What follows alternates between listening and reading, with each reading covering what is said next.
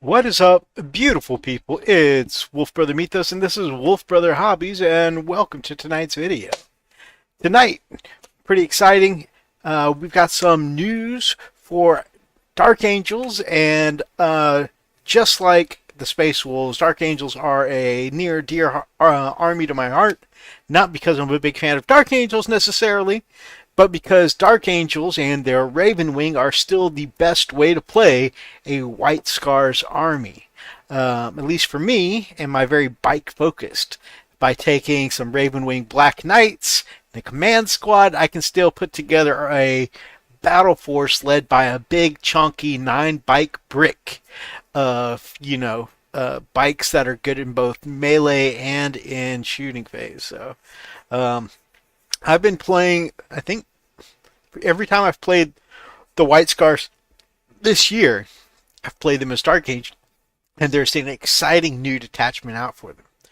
Now, last time we did the show, we were basing the show off of the new Wolves Codex leaks and release information, and that very newscaster informational style format. I've had a few people give me some feedback and say, hey, do you think you could try and keep up more of this format? And yeah, we absolutely can. We can try and, stay on focus and, report the information that's out there. And this one, like I said, since I have been playing Dark Angels a bit lately, is definitely something I can talk about. Now, is the new detachment going to be good enough? Because I like the Dark Angels rules for running my Raven Wing, but is it going to be good enough to actually take me away from the Space Marine Codex and out of Stormlance, which is how I normally play my White Scars, and is it going to actually have me looking into playing actual Dark Angels Detachment? We're going to have to see. But we've also got the balanced data slate that's come out, so some changes for the game. And with that, of course, there's going to be some changes up in each faction. We'll talk about some of the factions that I like to follow, and there's also going to be there's going to be some rules tweaks, some points changes, and some things that might change up some of our lists or the meta that we might be playing against. Even if we're not playing like hyper meta, it still might change what you're seeing in your friendly local game store or things like that. But before we get into that, I usually like to talk about what has been going on in my hobby week, or since I didn't get to stream last week, I've been working more on the weekends lately. So it's going to be what hobby have I gotten in the last 2 weeks. So I did have one, I had a pair of games at the game store. I was in the Discord for my friendly local game shop. I think I may have mentioned on the show last week that I signed up for a narrative event in my local game shop, which has been fun so far. Because I've been in and out of town, I've only gotten to play one game so far, and I think the campaign's gone on for like 3 weeks so far, so I'm a bit behind. But I signed up for a game, and then I realized I was in the wrong chat and signed up a game with someone who wasn't even in the narrative. And then it turns out I got to the shop, and he's a tournament player I signed up to play against. Oh man, that was a butt kicking. Hey, hobby enthusiast yourself, welcome to the chat, Telemachus. It's so good to see you. But the gentleman was he kicked my butt. He was a tournament player. Because he's used to playing in a tournament environment. The tables were super dense with terrain, and so my usual style of running Vanguard Space Marines sniping with the Executioner from way in the back of the field was definitely not viable. And he was playing a very close fire support Salamanders list, full of lots of Melta and Flamer goodness, and man, he roasted me to a crisp. I made it to turn 5, which I'm very proud of, but yeah, definitely, I was tabled at the end of the game. It was crazy. But I hope you're doing well, Telemachus. But then later that day, I got in another game. I got in an actual game for the campaign, and the table that was available at the time was a boarding actions table. And I was like, I haven't played a boarding actions game in a hot minute, so I had a pickup game for the narrative with my Custodes.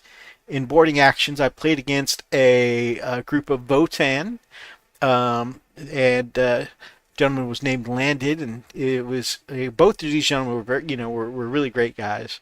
But definitely got to chat with Landed. Seemed like a cool guy, and unfortunately, I was unprepared for how solid my Custodes were going to be in a boarding actions environment, and so I did handily win that one. I felt a little bad because I think the Votan only pulled off 2 Custodes models that whole game. But I did manage to bring a victory home for my team in the narrative campaign. And I Landed and I worked out that we were going to have to get in a much bigger scale game so that way,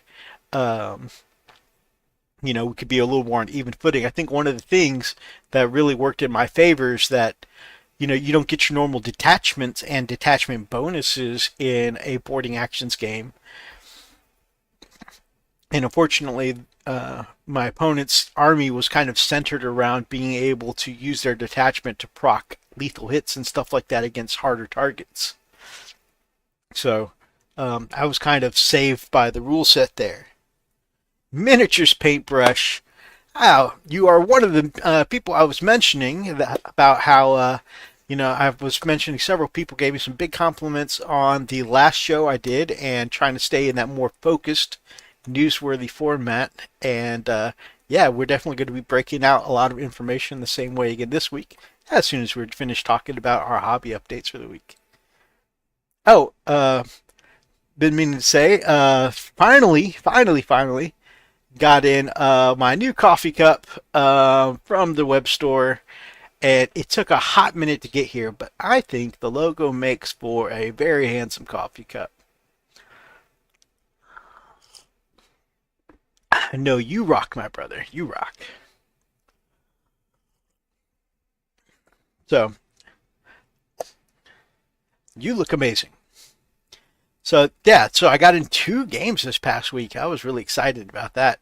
And then that was the previous weekend and last weekend, Brother Atlas came over and I had one more game. So, in the past 2 weeks, I've gotten in 3 games. It's been pretty exciting. Um, I had one last, I called it the last ride of the Silver Moon Wolves, and basically it was me taking out a lot of those firstborn Marines that either had been recently retired or were going to be retired in the upcoming codex. And we basically had one last ride. I had like 13 Thunderwolves out on the table. I had Logan Grimnar out there. I had Harold Deathwolf. I had uh, uh, Canis Wolfborn. I had Lucas the Trickster. I had my yeah. I had the Storm Fang gunship. I pulled out a lot of my miniatures that were being retired and put them out there for last hurrah. I did forget. Flyers don't have any -1 to hit protection anymore, and so my big expensive 300 point Stormfang gunship got obliterated like immediately. And I was like, oh man, I really don't feel like I got my 300 points worth out of that. Friendly neighborhood Inquisitor, good to see you, my brother. How's it going? Good to see you, my brother. I hope you're doing well, man. Actually, making a live stream. I'm glad you are, my friend. And we've got the adventures, or the misadventures of Mr. Fish. Happy freaking Friday. Whoa!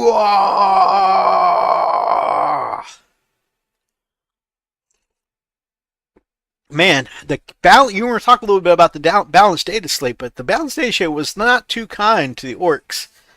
The DACA got a little more nerfed, and instead they traded out a bunch of buffs for the.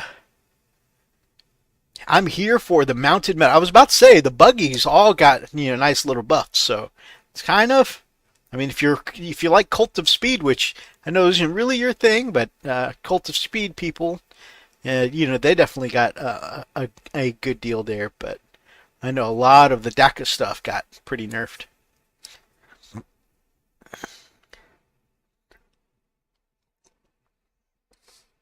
So playing with Atlas I mean, part of it, like, are the units not as good as some of the newer stuff? Part of it is that, right? Like I said, I didn't really feel like the Stormfang gunship put out 300 points worth of what it could do on the table. But for some of it, I mean, it's still a dice game, and Brother Atlas was rolling hot, baby. I mean, he was like, all right, it's so crazy. We went to a narrative campaign about a month and a half ago, and he brought 2 Vanquishers, and over the course of a 5-game weekend, Vanquishers, unfortunately, so a lot of people say that they're about a 50-50 to hit with. Hit and wound and get the wound through and all that stuff.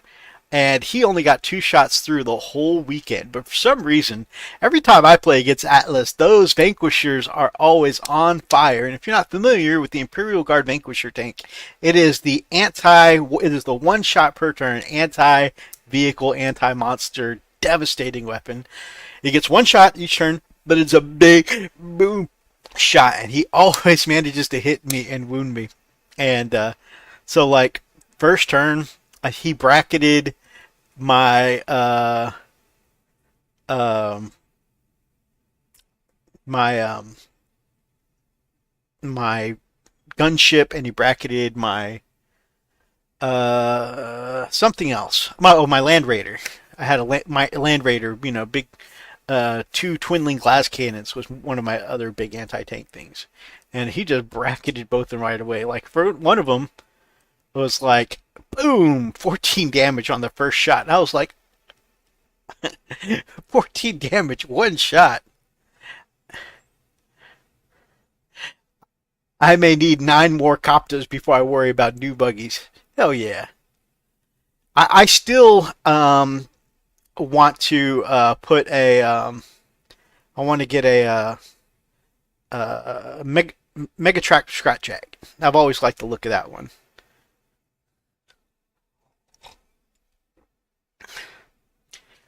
But yeah, but the cavalry still got in there. The cavalry still got to do some cool stuff. Like I said, I played 13 Thunderwolves, and we definitely killed some guard squads, uh, and a couple of Toroxes. Brother Roxas, good to see you, my man. I hope you're doing well, brother.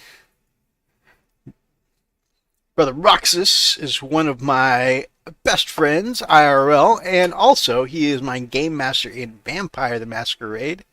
And we've got a game going on for this Sunday. Too hot. Yeah, you are. AC not working too well over there? It has been sweaty here in Texas lately, guys.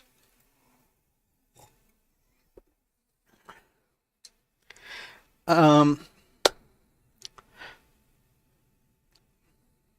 so, I got in 3 games of Warhammer. I lost 2 of them, won 1 of them, but overall had a ton of fun. And like I said, it was really bittersweet playing all of the old Space Wolf units that are being retired this edition, because like after the game, like they were fun, and I actually ended up boxing up a bunch of the models being retired, and it was like a full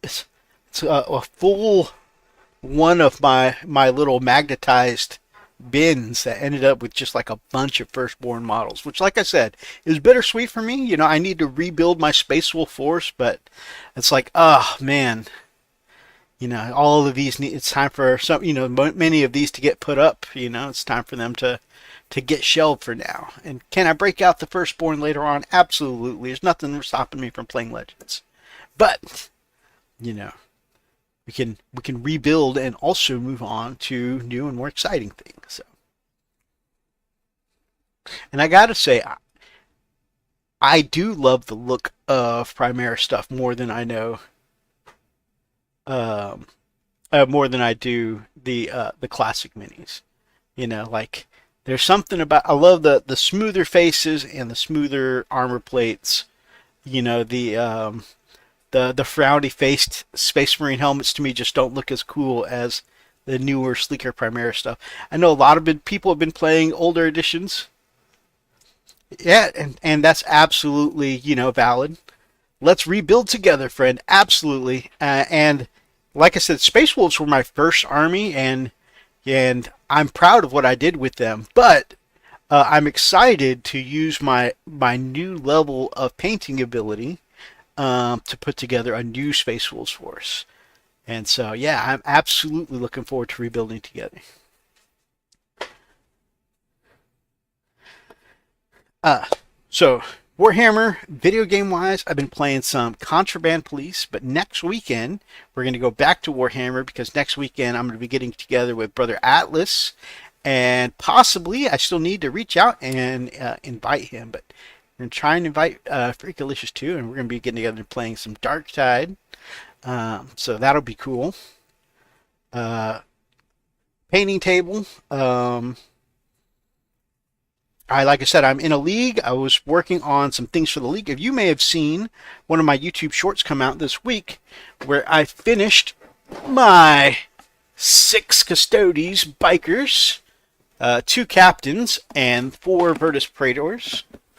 And then I actually magnetized myself a new case, put some aluminum sheets here on the bottom with some Gorilla Tape.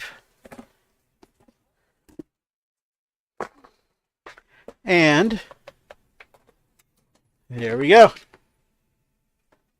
So those are my 6 completed bikes. They're all ready for the league now. The league is moving into 2,000 point territory, which seems kind of fast to me, but that's mostly because I've missed most of the weeks. Like I said, I've only gotten in 1 week in the last 3 or 4 weeks, so you know. But it's cool. actually have a slightly more than 2,000 point army now. It's ready to go. In addition to that, the Terminators, the Terminators that I needed for the narrative event that I said I was going to have done for the narrative event, but got way behind. Those are finally almost done, even though the event was like a month and a half ago. I'm slightly behind, but they're almost done, finally.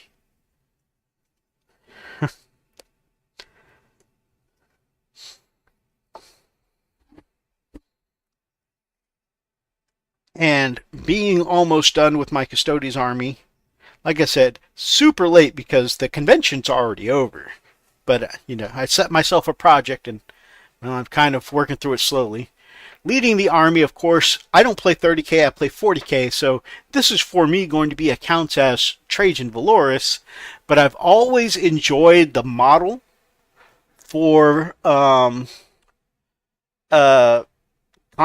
Valdor, and so I bought myself a Constantine Valdor model. Put him in my darker color scheme.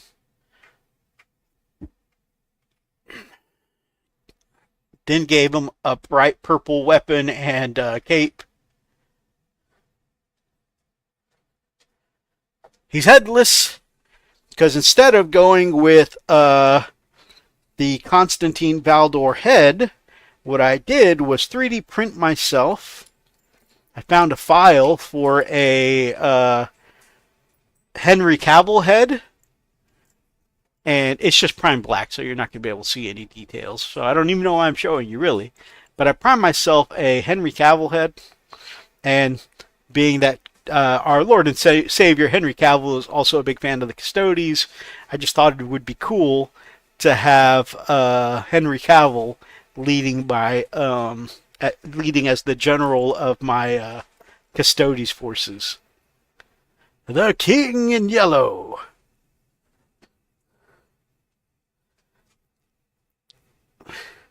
Forget Russ. I desperately want Valdor to return to the 40k setting. He is a badass for sure. Constantine Cavaldor. I love it. I love it. I'm stealing that, my brother.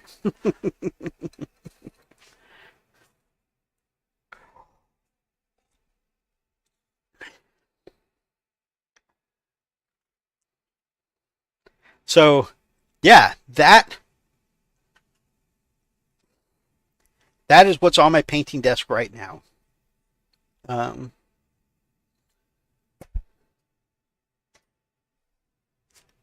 Other news. I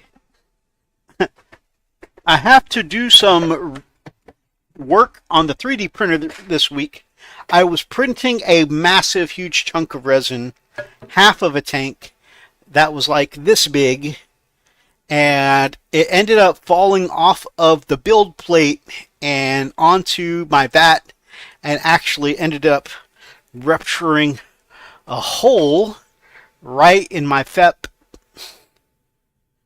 And so that ate up some hobby time this week, having to stop and clean the tank and try and save what resin I could and make sure that nothing on the printer got damaged and whatnot.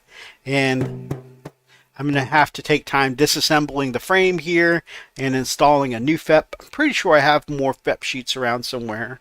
But yeah, it is down for maintenance. So I tried... Brother Atlas sent me a file that he really wanted, and I tried 3, maybe 4 times to print it, and even trying my best to hollow it out on the resin printer, it was still too heavy for me to print. And that was kind of to my dismay. We really went up and beefed up the supports to a large degree, and I called up Freak, and he helped me. That hurts right in the FEP. It really did. I called up Freak. We got on a Teams call, and he was kind of showing me, some improved ways to help support the thing, for a big load bearing. And it still failed again, and that's the one where it fell and ripped right through the FEP. But since I couldn't do it, I asked Freak if he could help me out so that way we could make this project work for Brother Atlas. Brother Atlas has been getting sewed his Imperial Guard. He wants to start a second Imperial Guard army. But this time he wants to go the route of the religious zealots, the Janissaries. And he wants to go very heavy because he loves the artwork in 40K where it's like the whole church moving, where they put churches on the backs of Titans, churches on the tanks and stuff like that. Not just in the Sisters of Battles way, but like if you look at a lot of the artwork, there's a bunch of artwork for even some of the Imperial Guard, like the religious zealots of Janissaries, will put churches onto tanks and stuff like that. And he really loves that aesthetic. And so he wants to start a whole new Imperial Guard army for the Janissaries. And he found he's always wanted a Baneblade as a completely separate idea. He's always wanted a Baneblade. But anyways, he came across a 3D print file for a church on tank tracks and a Baneblade crossed together, and it's called the Bane Church. And Brother Freak got put it on his Creality FDM printer, and it is much lighter and more durable this way. And I present to you the Bane Church. Check that out. Full on. You got the Aquila up top there. You got the doors of the church. You got the little guard towers. You see all of these towers are places where you can mount the Bane blades like turret weapons, like the las cannons and stuff like that. If he wants to go the one with the Quake cannon, it's got that option up here, but then you could also just remove it and put a domed roof on top.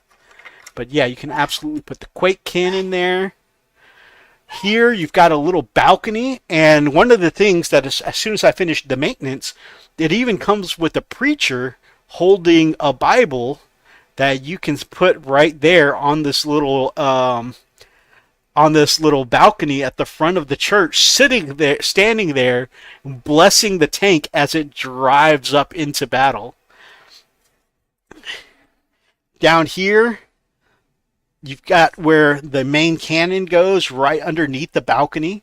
And so he said he wants the Gatling cannon version of I can't remember the different versions of which version of the different Baneblade weapons make what loadout on the Baneblade. But he wants the one with the Gatling cannon. And so I'm going to print out one of those. But I'll probably print off a couple.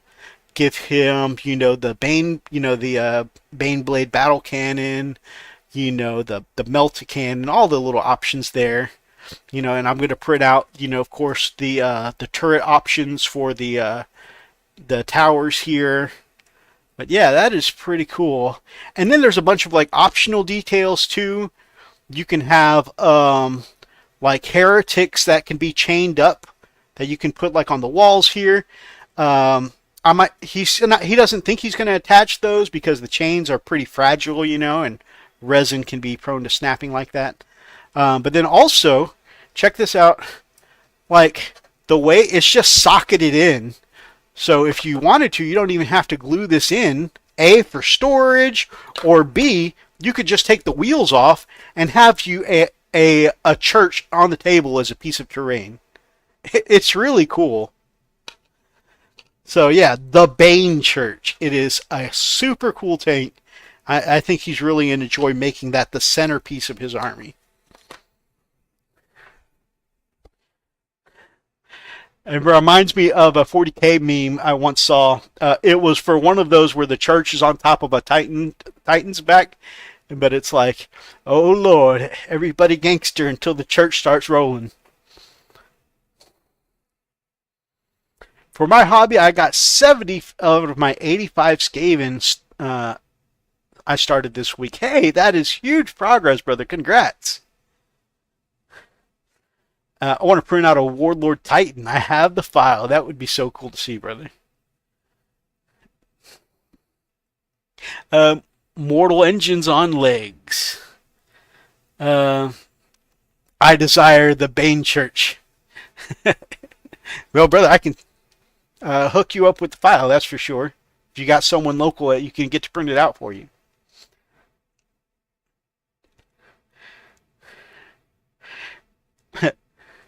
Join the group Church and Tracks. So yeah, that's a really exciting project. I met up with Freak for lunch this week, and we had lunch at one of those Chinese buffet places. Really great place. We had a good meal. It was great seeing my brother, and then on top of that, I got to get this big old beast here to finish up a few details and turn over to Atlas.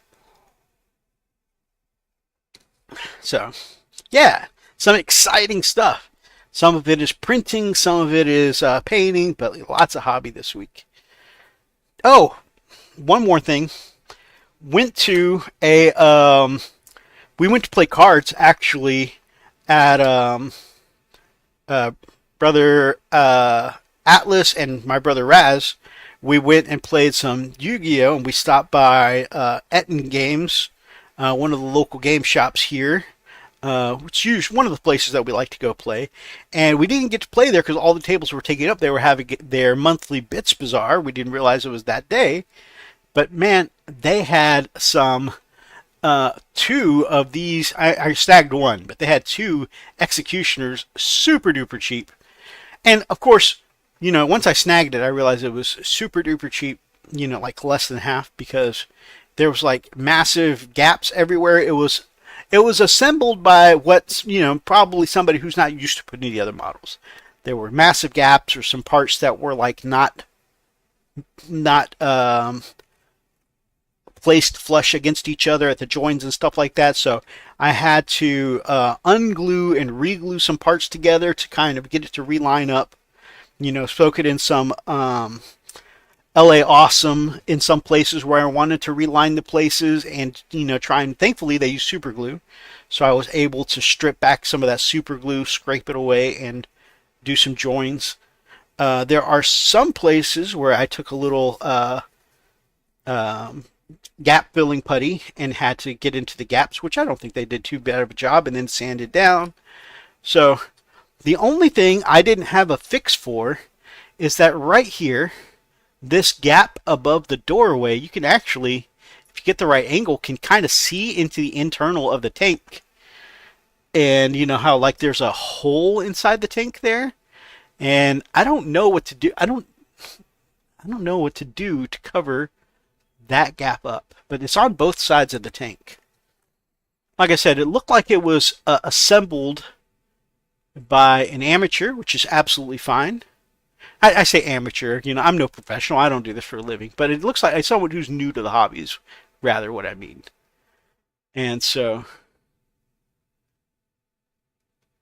but yeah, I did some stripping down, and then like a lot of the white where you see is just where some of it was just like, filled in some gaps with some sealing putty, and then kind of sanded down. Overall, though, being able to get an executioner for super cheap, pretty cool.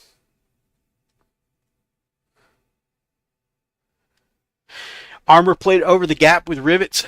Yeah. Oh, trash to treasure. I should have made a video. I mean, I still can, probably. I won't be able to show the part where I, repaired a lot of the gaps I did, but still could be a good little restoration. Yeah. And I thought to myself, you know what? Since I'm doing a new Primaris Space Wolves army, it was the Saturday before we played the last ride of my firstborn Space Wolves army. So this was like, you know what? We'll go ahead and grab the first piece of anti-tank to support my new Primaris Space Wolves army.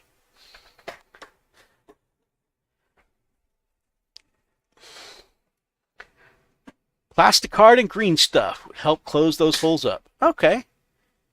Yeah. Use the plastic card and green stuff, make myself some armor plates. That'll be cool.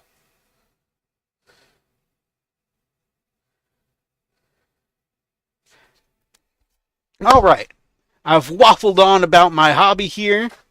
Um, really excited about how Constantine, what was it? Constantine Calvador is coming out. Super close to being finished. And these Terminators that I started 2 months ago for the narrative event that's already over. Um, I'm really excited that those are all finally almost done. So we're running about 2 months behind, but we're still rolling. Also, you know, there may be more times where you may see me absent on a weekend, just as a warning to my hobby fam here, where you may see me absent on the weekend. As many people say, the reward for doing a good job is sometimes more work. So I've been asked to help out as I am a national account manager for a contract with the company I'm with, and they asked me to help fill in for another national contract that they're in the process of hiring a manager for that spot. But you know, they've still got to narrow it down, the candidates and stuff like that, and the contract's already started, and I'm just kind of like trying to pick up the you know, gather the reins, you know, from the startup of the contract. And so I'm basically trying to hold it together while they hire someone, and then, you know, prepare things to hand off and then train up the new guy. So I'm doing the job of two people at my position for a little while, which is fine because my account's a smaller account. This one, though, is similar in size, but it has twice as many locations. And so just that may mean like double the travel sometime in the near future. We'll see. Um, but so if you guys see me missing sometimes on the weekends, you know, it's just because I've got an increased workload at work. And I apologize for those times that I'm not here. If posting here on the channel gets even more sporadic than it already is, you know, again, I apologize. But I'll be taking my hobby on the road with me whenever I'm not here. And yeah, we'll be doing that hobby goodness. No, it's fine. You hate us all. Uh, that would be nice, my brother. That would be nice. But as a salary person, it kind of reminds me of that meme. That's the neat part. You don't. Okay, we're going to move on to the news, guys. We have waffled on way too long. Especially for someone who said that they were going to stay focused and do a news show tonight. So, we're going to move on, and I'm going to talk about the Dark Angels. The Dark Angels, like I said, are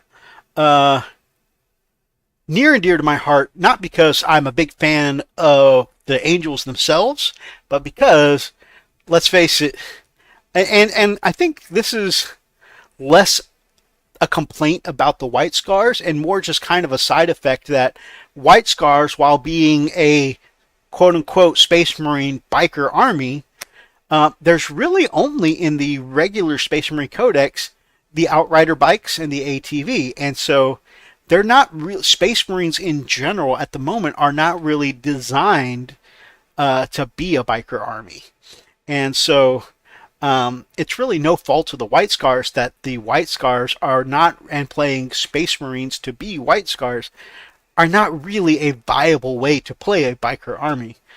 However, Dark Angels, on the other hand, because they still have biker veterans in the form of their Black Knights, arguably the best biker veterans, because they have, you know, usually your biker veterans in the previous Space Marine abilities, you could make them shooting based or melee based, but you couldn't do both.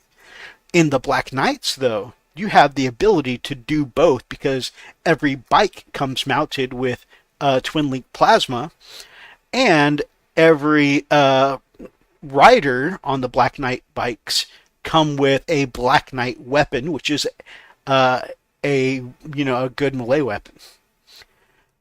And I think I believe that even got buffed here recently. So it feels good. It feels good. So with that being said, all that to say, because I play White Scars, I play Dark Angels. That's really it. So that's why I care about Dark Angels news. Now, as far as detachments go, I still haven't gotten around to playing a Dark Angels detachment. I really never felt like I got a lot out of the Dark Angels detachments. I've just been playing them as Stormlance.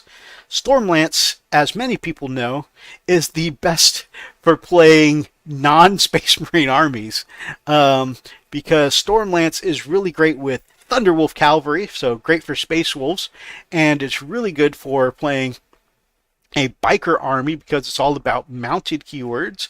So it's really good for playing a biker army like the Raven Wing of Dark Angels. And so I'm interested to see if this new Wrath of the Rock detachment, which is the brand new detachment for Dark Angels, is going to be enough to finally make me come out of my shell and try the Wrath of the Rock detachment. So, you guys, even though, this is a pretty good face, you guys would probably like to take a look at some of the material we're looking at. Let's go to Articles and Art. Let's go to our Chrome list. Nope, not that one.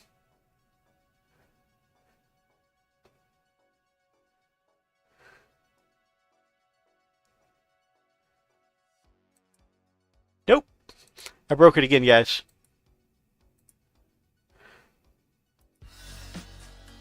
Okay. Stop hitting buttons, Mythos. ENJ4.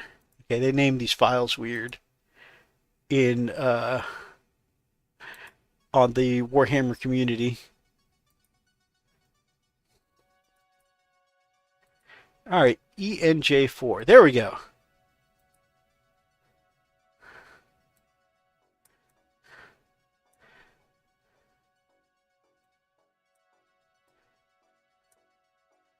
Guys, I have this bad habit of trying to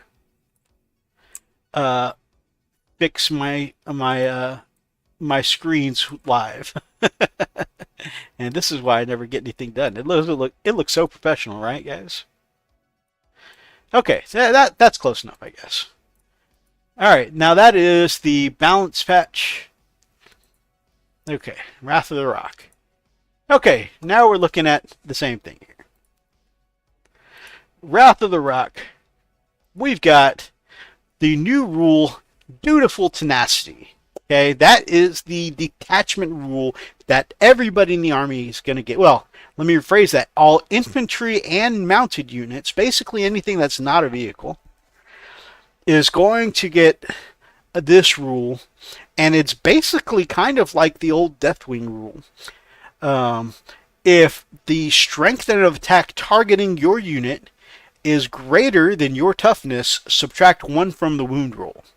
And that's kind of a weird, I mean, the wording is kind of, wordy, but basically saying they can't wound you on 3s until they double your toughness, and they can never wound you on 2s. It's basically, that's the rule. And that means the majority of the time, unless they're doubling your toughness, they're only going to be wounding you on a 50-50 chance of a 4-up. That's pretty good durability. Now, granted, that's only -1 to wound, but if we really think about it, what are the things in a White Scars list that you're going to want to protect with that kind of rule? Some really valuable stuff like your bikes, obviously, if I'm playing Dark Angels, Raven Wing is great, but, Terminators too. A lot of all my mounted units, basically making them more protected against things like special weapons. And granted, they're still going to be just as vulnerable to,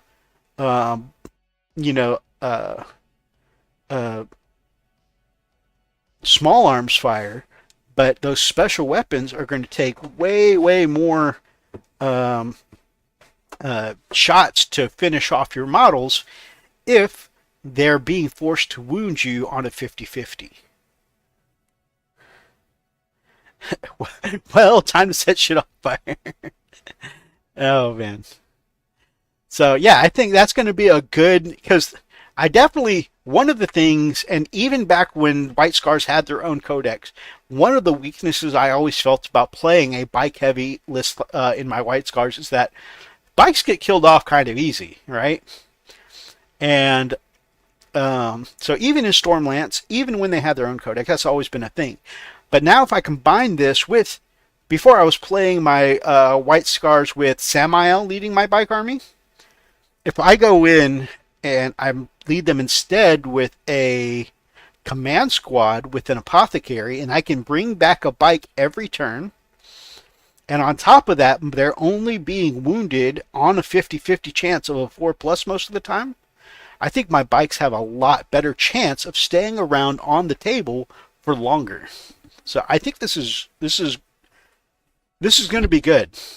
What are the things that usually take my bikes out? Usually it's not small arms fire. It's usually a collection of things like plasma shots, melta shots, stuff like that. And I think this is going to be good. I wonder if she gets on top, does that make her a mounted unit? I think it makes you a mounted unit, sir.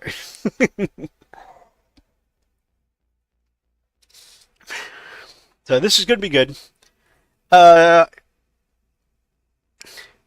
And this funny, one of the things that I thought when I read about this is we are in a vehicle and monster meta right now, right?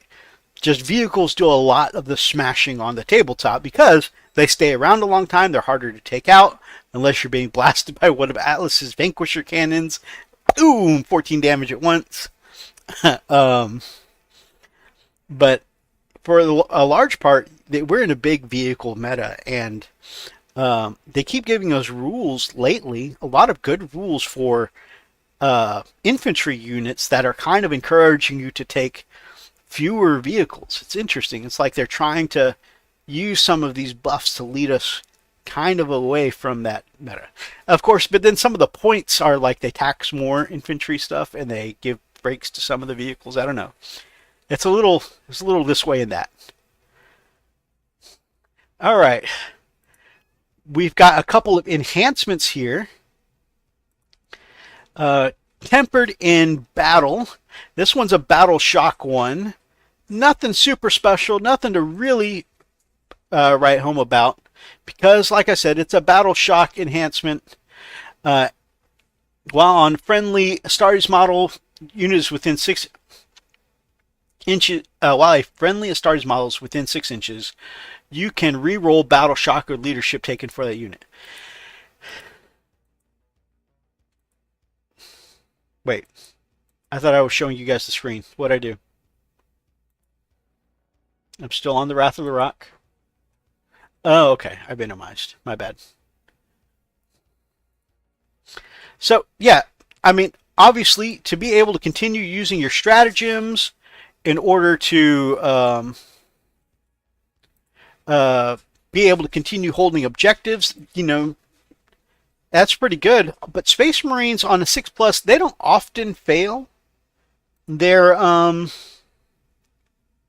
battle shock. So, like I said, it's not terrible, but it's not a lot to write home about.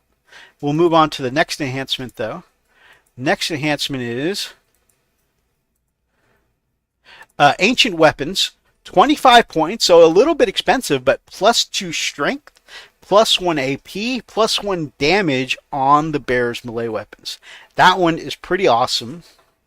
And if you think about like a captain with a power fist, that could be putting him up to strength 10, -3 AP, 3 damage. That's pretty awesome. That kind of like gives the old that's just some serious damage right there. Serious AP, serious damage. That makes for a really tooled up character. But also, if you think about, like, again, me thinking from bike army, so it lets me, if I decide to put that, say, on my champion in my command squad, have them leading the Blackwing Knights, that takes their mastercrafted power weapon up to strength 7, which is not as good, but strength 7 with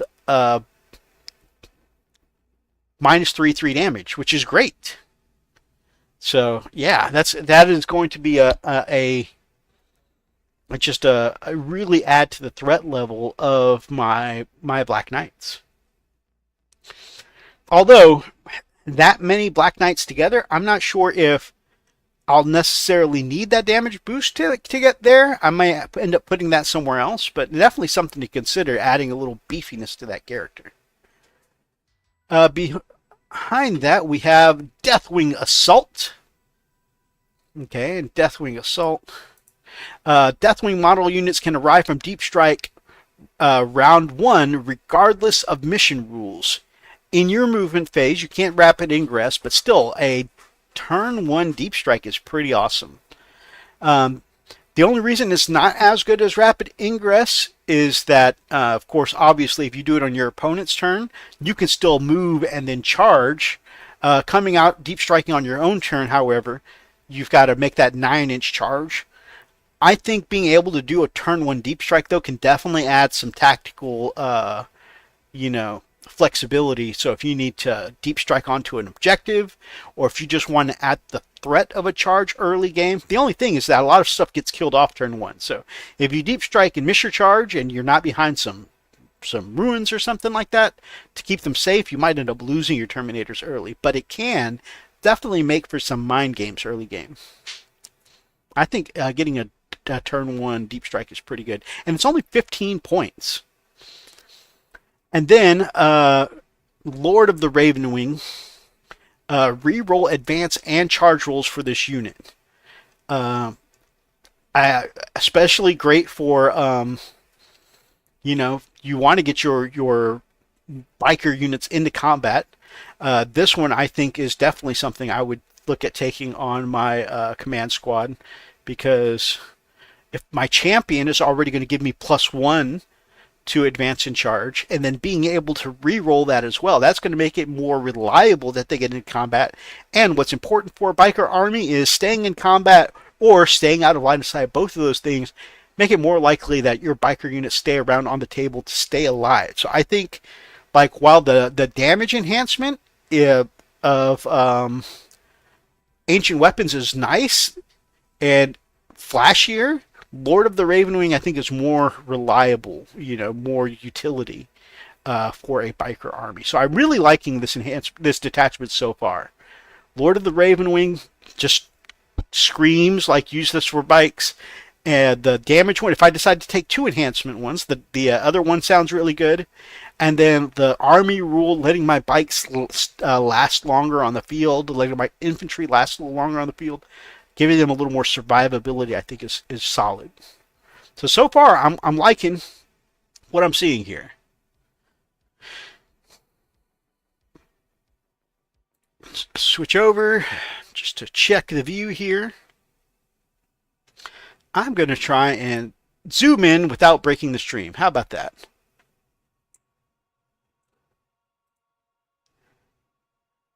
I think maybe we can go one more.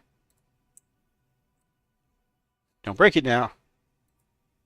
Okay, I think we're okay. All right, we're going to go on to the stratagems. Let me know what you guys think of this detachment so far. All right, we're moving on to the stratagems.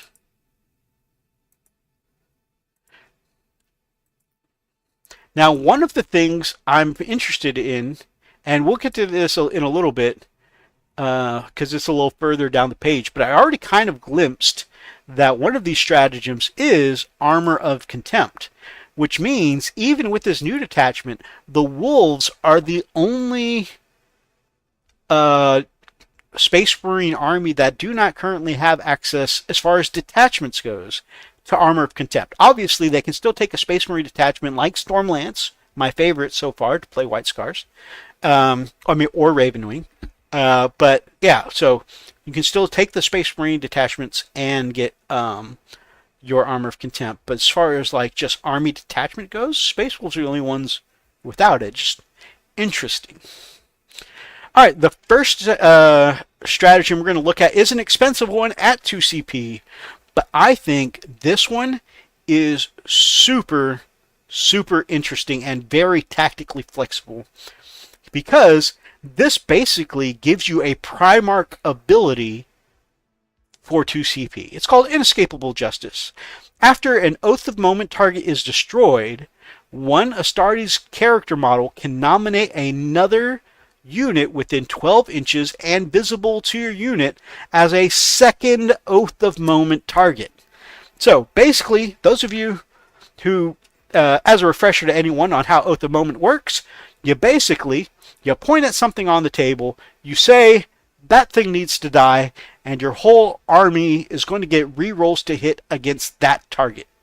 There's also a secondary effect, but that only counts for vanilla Space Marines. We're talking about Dark Angels today, so we're not even talking about that secondary effect.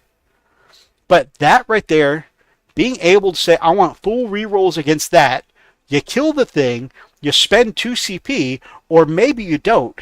Maybe you've got a captain model somewhere on the front lines who lets you get a discount on that and say, for 1 CP, I want a new Oath of Moment target, and now I want free reroll or full rerolls on that. That's pretty strong. That's an ability that Gilliman has, and so you could basically, for 2 CP, or if you're doing it on a captain, for 1 CP, use that Primarch ability to get a second Oath of Moment target every turn. Well, not every turn, but during your turn. That's pretty amazing.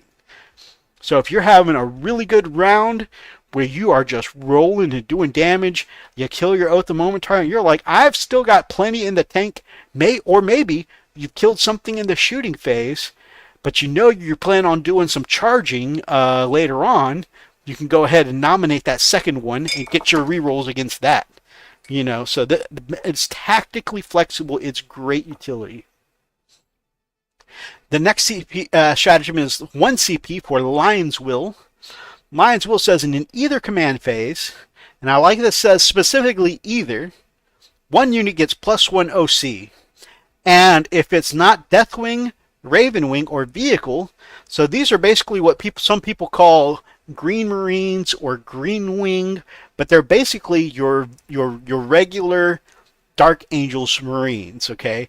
Non-Deathwing, non-Vehicle, non-Ravenwing. You got to stop and ask yourself, what keywords do I have again? But yeah, your regular infantry. If they are not Deathwing, Ravenwing, or Vehicle, you get +1 to hit as well. And let me double check. I want to make sure that I'm really double checking. It just says makes an attack, add 1 to the hit rolls. So that could be in melee. That could be in shooting. So that is... And it's until the start of your next command phase. So you could get it in multi-phases. I like that a lot. Because... you can get the hit in multiple phases. And even if you do have, the one of the other keywords, just being able to say, hey, I have more OC than you right now, can be a really good ability too, tactically. So I like it. I like it a lot.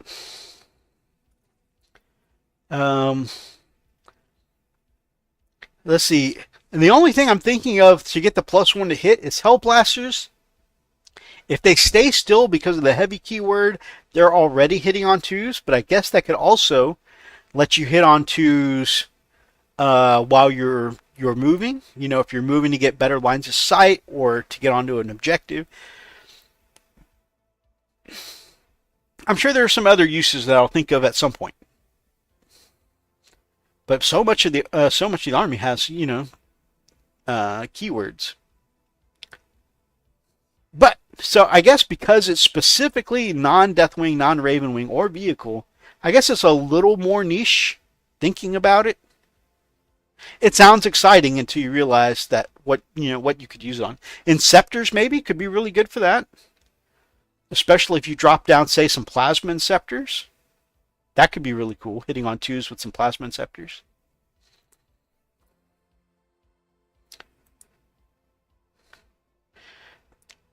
All right, next one is Tactical Mastery. We're going to scroll back a little bit.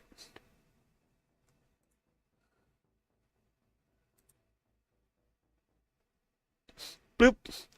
Tactical Mastery. We've got Advance, Shoot, and Charge. Always good, always good. Again, being able to do damage in multiple phases, or even if you just have a MLA unit that you want to be more reliable to get into combat. You know, like Terminators, Blade Guard, Inner Circle Companions. Yeah, just being able to see this. One of the things that makes me hesitant to leave Stormlance is I want my melee stuff to be able to advance and charge. Being able to do that for a CP, so at least one unit can do that, definitely makes me more likely to do it. So yeah, I like that a lot. And then if you're Raven Wing, you can also fall back, shoot, and charge. And that is something I always love doing with Stormlance, because if you charge, you get to fight first again. But if you stay in combat, Defender gets to fight first, right? And so by being able to fall back and charge means you're always fighting first on your turn and their turn. I like that. As long as you're not being charged. All right, the next one we're going to look at is Relics of a Dark Age. It is +2 strength to ranged weapons for an infantry or mounted unit. So talking about how I like my Raven Wing biker Black Knights, right?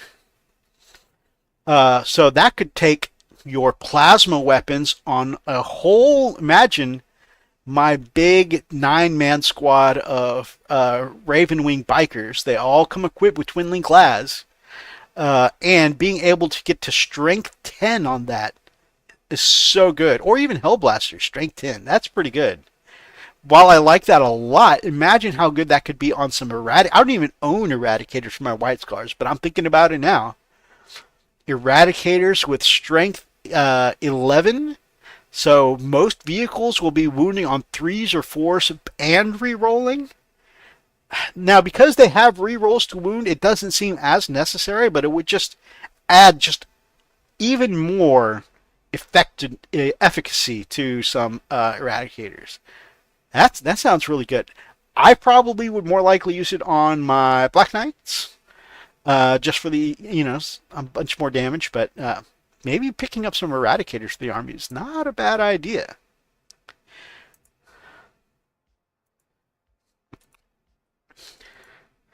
Like I mentioned earlier, coming up next, we've got the Armor of Contempt. It worsens AP by 1, so you get protection of AP 1 against one target. It used to be against for that whole phase. It was nerfed in the last balanced data slate. It's generally handy, but at the same time, because it is just one unit, it's not as good as it used to be. Now, because you're only going to pick one target, if they've got a whole army that wants to kill your thing, it's not going to help.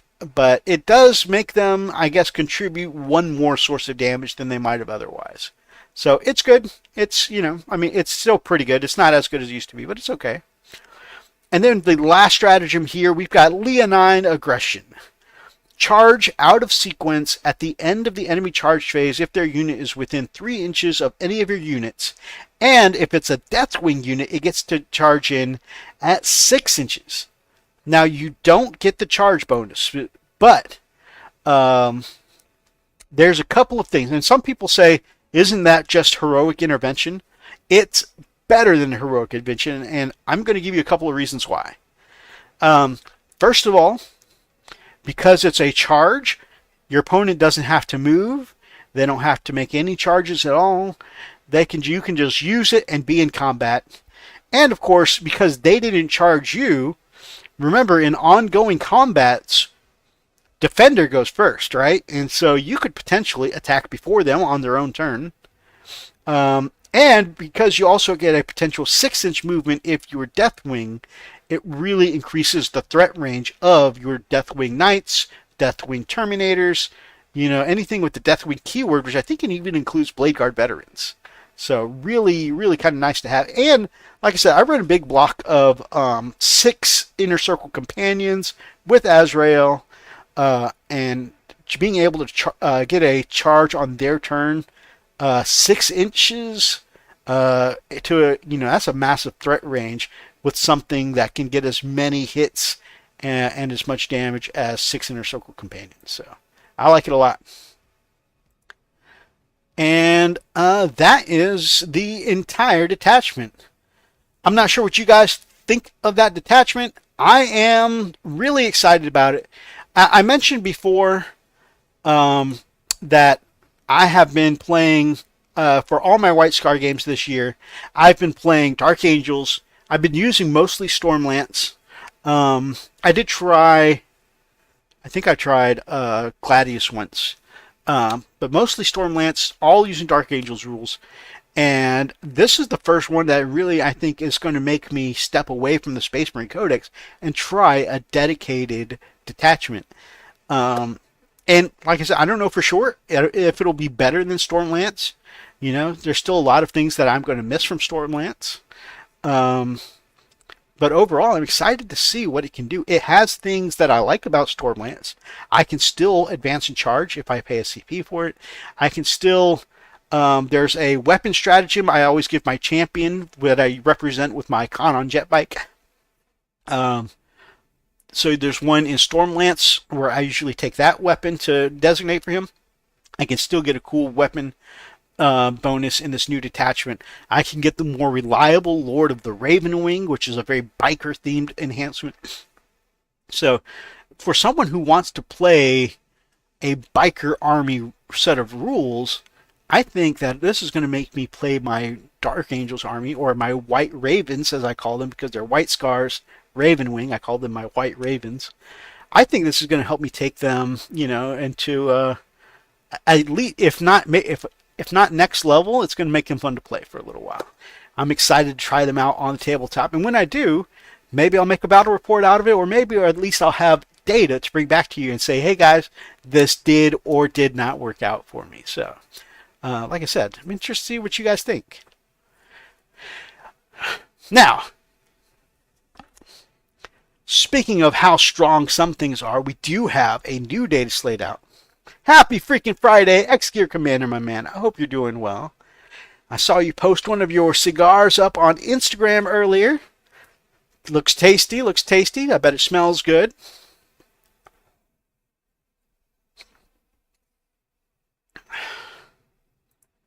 Okay, we're going to shift over. We're going to flip through some points. I am going to start with a couple of armies that are of interest to me. However, if you guys want me to talk about an army that you're interested in, let me know, and I will make sure to take a quick look at those for you.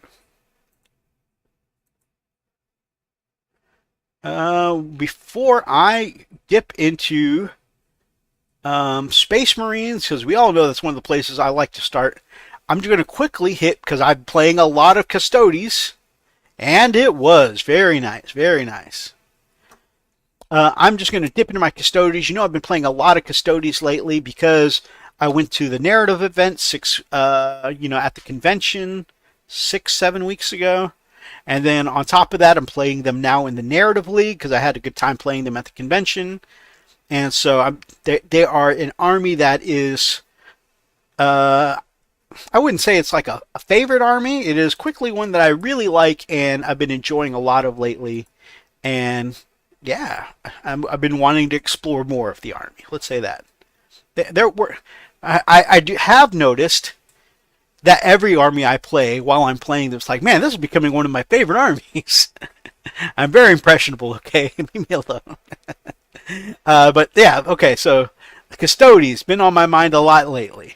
And, I told you that I just now am getting around to finishing painting the 3 Terminators I meant to finish painting for the convention, 2 months ago. They're the only unit that got points changes for the Custodes in this balance update. So now, Basically, they're 5 points a model cheaper.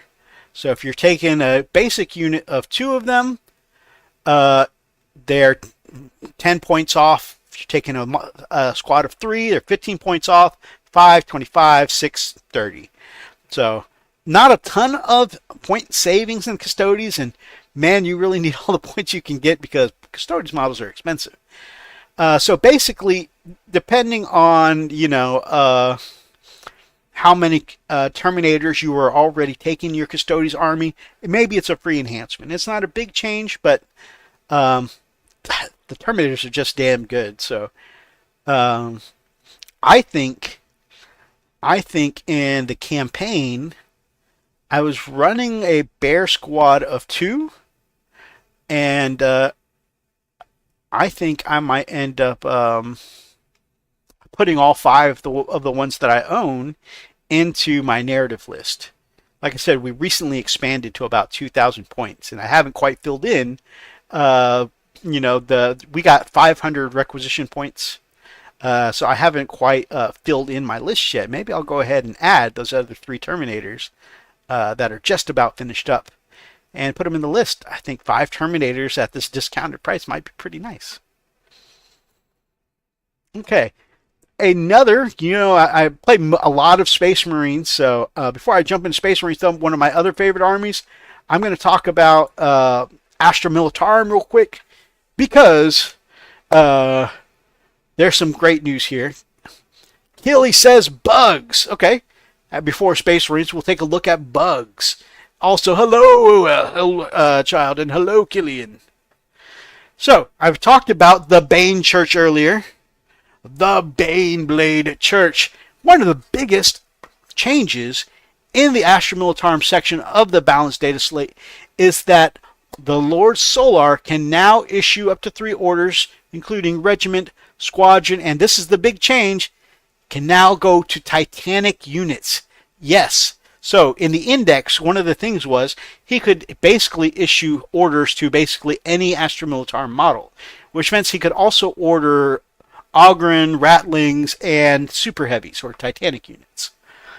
He lost the ability to do that in the new codex when it said he can issue up to 3 orders to just regiment, your infantry, or squadron units. And now they've gone back and said, hey, we've decided that we can include Titanic units as well. So basically, the only things that he can't give orders to is the abhumans, such as Ogryn and Ratlings, which is fine, honestly. Would it be cool if you could order some Bullgrin to shoot better? Absolutely. But I think being able to order big badasses around like this, it's funny because this announcement came out the same day that Freak was handing this over to me. I'm like, and since this is a religious Baneblade, it was Providence, baby! Is that a kit bash? This is a 3D print. It's called the Bane Church. It is a Baneblade church mashup. Other changes, other buffs include Bullgrin, which Atlas has been running a lot of Bullgrin lately. For every 3, you get to save 10 points, which is nice. The Aquilons, it's sad because they're a brand new unit, and I feel like nobody's really using them. They're not as good as advertised, I guess. They dropped the points on those. They're 100 points for 10 of them. That's not bad, I think, because that's like the old Tempestus Scion points. The only difference is that those are the same points, but you could take a 5-man Scion squad. So if you just wanted to drop in the back, do some objectives, and leave, or hide, you could do that. Review the Tau changes if you can. I got you, brother. I got you. So basically you can't use them as super cheap as before. And so that's why a lot of people aren't using them. But maybe at 50 points, or, 100 points for 10, just 10 points apiece. Maybe some people take them. Death Riders, they got a 10-point discount for every 5 of them. So basically, if you're running 5 of them, it's only 60 points. Very cheap, actually. It's like a squad of infantry cheap. And then 120 if you're running 10 of them. The only thing is that I'm not sure 10 points cheaper is worth them being so much less damagey than Rough Riders. Rough Riders seem better than them in literally every way. But I guess if you were just going to run them in and use them as objective grabbers, maybe they're just good cheap infantry that way. Um, I don't know. It's hard to say. I'm not sure what the right answer for Death Riders. Death Riders look cool, but they're not very good. Um, some nerfs we got. The standard Lehman Russ battle tank, the one with the battle cannon, it got increased 10 points. The Torox, just the not the prime with all the heavy weapons, just the bare bones transport Torox, was starting to see a lot of heavy play. That got nerfed by 10 points. Commander Creed, Ursula Creed, went up 20 whole points. And that one's 20 points is tough, but at the same time, every Imperial Guard list was using Commander Creed. So I can kind of understand the double orders is so good, And then one that kind of hurts, the Death Corps of Krieg Infantry, since their codex came out, the Death Corps of Krieg have been getting, which is crazy, because the codex came out with a massive Death Corps of Krieg box. And the Death Corps of Krieg have just been getting kicked with nerf after nerf since the codex came out. It's kind of sad, really. But overall, it's so on a lot of the staple units, the battle tank, the Torox, the Creed, and the Krieg. That's a lot of staple units that are getting nerfed. That's sad to see, but I'm really excited for the return of being able to order Titanic units, and the Bulgren are a really cool buff as well, because I like seeing Bulgren on the table. Stop, drop, shut them down, open up shop. Oh, no, it's the Rough Riders roll. All right, we'll check out bugs. Bugs. To quote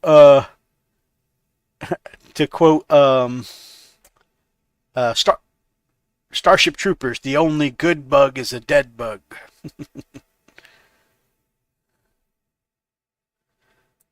Although sadly, I'm pretty sure that movie is before Killy's time. Tyranids. Okay. Oh,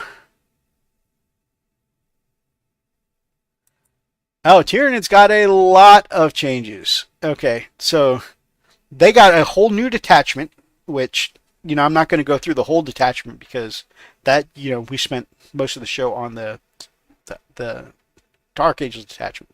But I'm going to go over some of the big changes here. There's a minor nerf to Hive Tyrants. Before, they could discount a stratagem once every turn, your turn and your opponent's turn. Now it's just once per battle round. So it's kind of more in line with like a Space Marine Captain. Points changed though. The Hive Guard went down, got buffed by 10 points. It's down to 90 points for Hive Guard. Hive Tyrants, 195 from 225. So that is, I guess because they're nerfing how frequently you can do the stratagem buff, that is a big discount, a whopping 30-point discount. The Winged Hive Tyrant also got a massive 30 points and went from 200 down to 170. So, and because you can get some cheap Tyranids, like saving 30 points here, 30 points there, that could be some full squads that you load up on. Screamer Killer got discounted 10 points. It's 135. The Swarm Lord got 20-point discount down to 220. So a lot of this is like the big Monster Mash kind of units getting discounts, saving on some big boys there.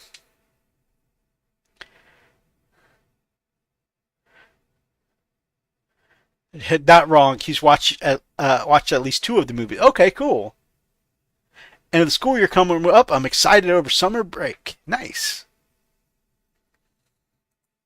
Shout out to our teachers who deserve some rest.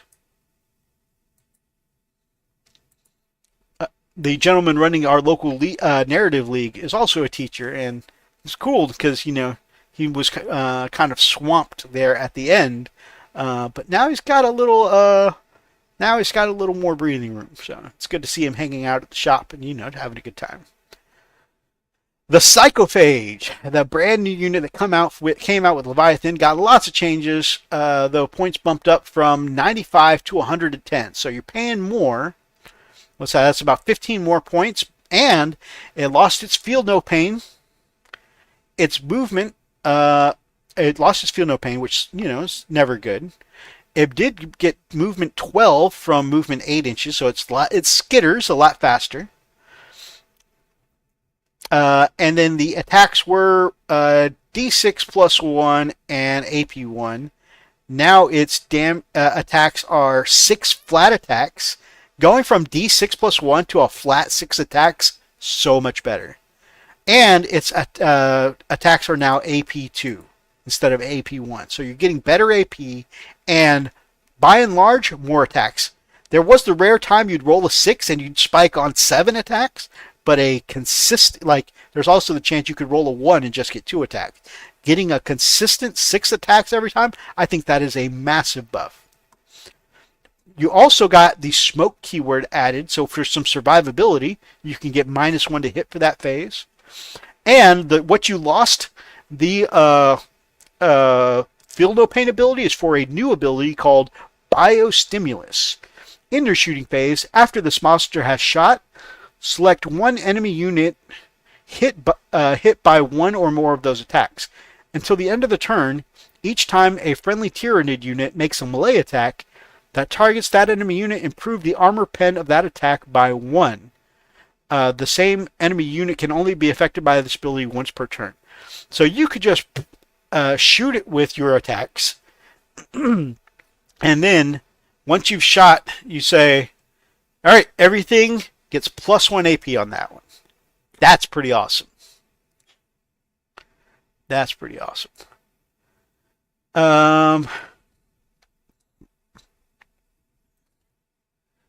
I guess I'll briefly go over the new detachment.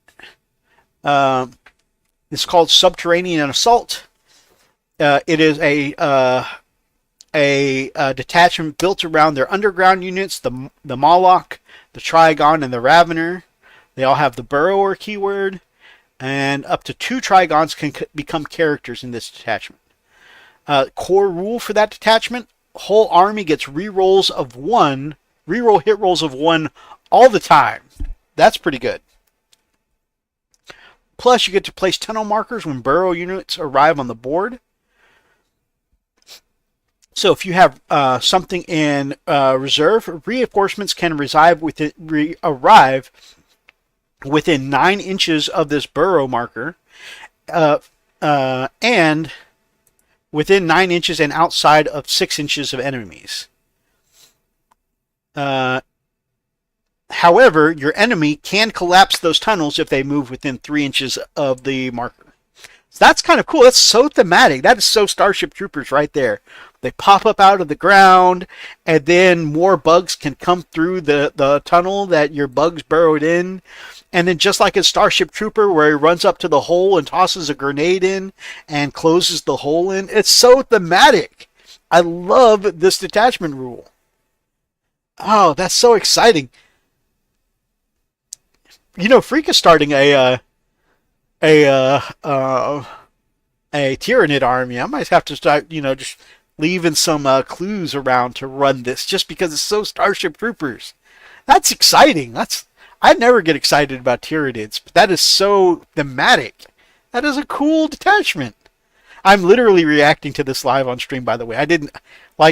I looked at the Dark Angels reviews, and that was it. I was like, I don't need to know anything about the Chaos or the Tyranid detachments. Bugs versus Guard would be awesome. Let's see. A couple of stratagems just to pick them out. You have return 1 unit or 2 burrowing units to reserves. So you've got uppy downies for either 1 unit, or if they've got the burrower keyword, 2 units. Move a unit from 1 tunnel marker to another. Oh, that's so cool. You can just take 1 unit and bloop, into the tunnel and out the other side. That's so thematic. And then Tyranids get reserves. Tyranid units that arrive from reserves get sustained 1 and ignores cover. So if they pop out of the hole, they shoot better. That's really cool. Okay, that is really neat. I'm excited. Thanks for big shout out to Killian. Thank you for making me look at the NIDs because I had no clue, and that is really neat. Okay, Tau Empire we're going to look at. The core rule. Okay, this is a big update. The core rule for the Tau Empire, for the greater good, has been changed. If your faction army is Tau Empire, at the start of your shooting phase, you can select units from your army with this ability to become observer units. So you got to mark units as observer units. Weeb time! For each unit that's marked as an observer, that is eligible to shoot except for fortification and battle shock units. So if they're battle shocked, they can't be an observer. Select one enemy unit that is visible to you to be marked as their spotted unit till the end of the phase. Man, this sounds like you're going to need a lot of tokens, possibly 2 different colored tokens so you can mark this guy. You're going to need several tokens because you're going to have to be like, this guy is an observer, this guy is spotted, and also time to put out marker light tokens. You're going to need a bunch of tokens. I'm not sure how I feel about this. Okay, so you mark, you take one observer, you mark somebody that is visible, they're now spotted. Units from your army, except for the observer units, are guided while targeting 1 or more spotted units. Till the end of the phase, each time a model from your army makes, excluding the observer models, makes an attack that targets a spotted unit, improve their ballistics characteristics of that attack by 1. And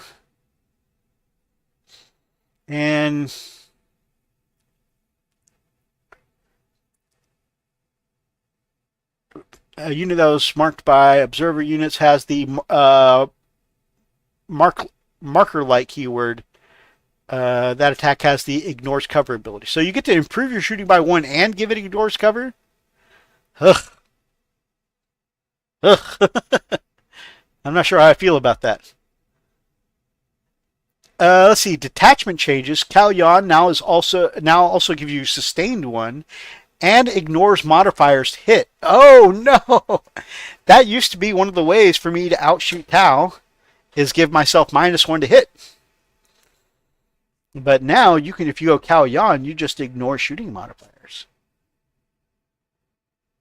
It was previously sustained 2, so that's like number of shots wise, that's a nerf, but getting the ability to ignore modifiers. So if they have smoke, if they have a detachment ability like Vanguard, give you -1 to hit, doesn't matter. Your protection is gone, baby. And so, okay, you can make them ignore smoke and detachment rules that give you -1. You also have the ability to ignore cover, and you're getting +1 to shoot. That's 4 buffs right there. Oh man, oh my gosh, I think we're going to see some Tau coming back in the meta, guys. Oh my goodness, the Tau are, oh my goodness, the Tau are getting, they're getting strong, baby. They're getting strong. All right, let's see. There's some changes here. The Pathfinders have a new ability. They no longer spot 2 units. Instead, they get the +1 ballistic and ignores cover against their own spotted units.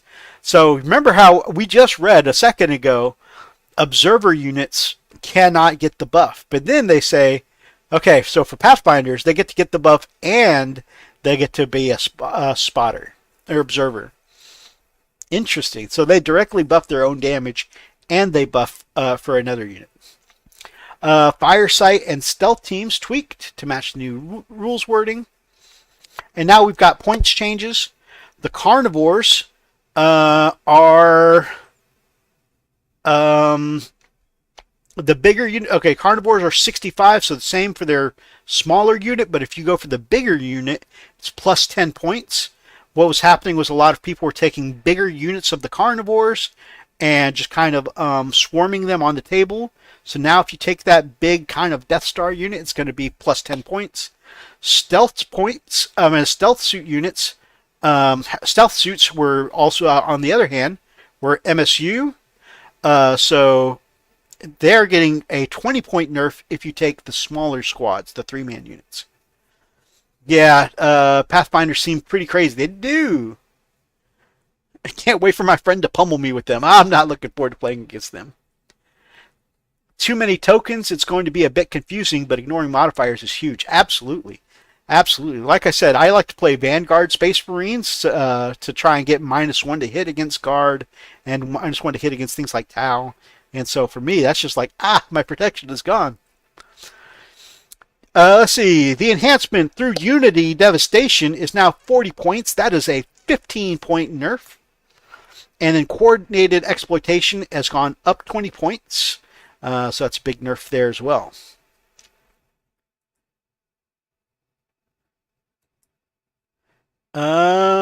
That is all the changes. So not a lot of points changes for the Tau, but some big rules changes.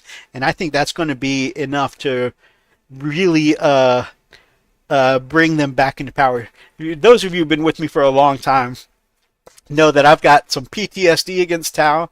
I started in 7th edition with the Triptide lists, where there was a whole detachment based around bringing 3 Riptides. And I just got stomped by them all the time. And the detachment was so good. Everybody who came into the store that summer who started Warhammer for the first time bought Tau and were on tables winning. Not like winning tournaments or anything, but winning pickup games and stuff like that. Just, they were very good. The store I was at sold lots of Riptides that summer. All right.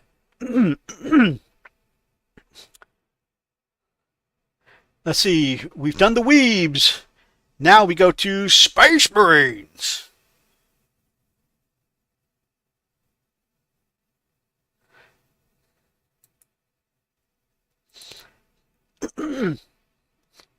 You come back to Tau. Oh, I just finished with the Tau. The Tau have had rules changes, and they're very good now. Admittedly, they were just under a 50% win rate, so they were considered to be semi-struggling. But I think these buffs are going to make them very good.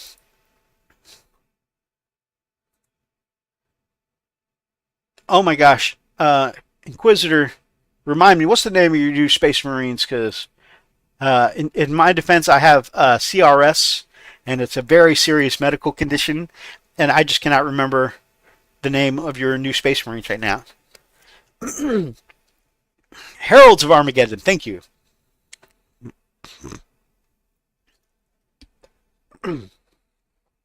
All right. We're going to start with a couple of nerfs for Space Marines, and really these are just Ultramarine nerfs, which, if I am being reasonable and realistic, is kind of fine, because I also play Space Marines, for those of you who don't, or I also play Ultramarines, for those of you who don't know. And so even though it affects me, I'm kind of not even mad at them, because I take Marneus Calgar every time, and the Calgar Gilliman team up was one of the things that were putting Ultramarines way ahead of any other Space Marine chapter. So I'm not even mad, bro. I still take Marneus Calgar every time. They're not blueberries. All right, so Marneus Calgar now only generates CP if he's your warlord. So that means if you take Gilliman, who has to be your warlord, you no longer get to generate automatic CP. However, Gilliman still kind of gives you discount on CP, so it can have kind of a pseudo-similar effect, but you can no longer save CP with Gilliman and generate CP with Calgar, which admittedly is a little game unbalancing. Now, Gilliman only grants you one, just like the Hive Tyrant we were talking earlier, only grants you one discounted stratagem per battle round, not just your turn and my turn. which I think is actually fine. Like, it just makes it more in line with like the captains and stuff like that. Which, you know, some people would argue Gilliman is better than a captain. He's a whole ass Primarch, you know. He should be better than a captain, but he's got other stuff going for him too. So, you know, I'm actually okay with that. And like I said, Ultramarines are great, but they shouldn't be so much further ahead of all the other Space Marines. I'm okay with these changes as an Ultramarines player myself. But let's talk about the good stuff, because Space Marines were broadly just buffs other than that. So, aggressors are discounted by 20 whole points. So for a 3-man squad, you can get them for 100.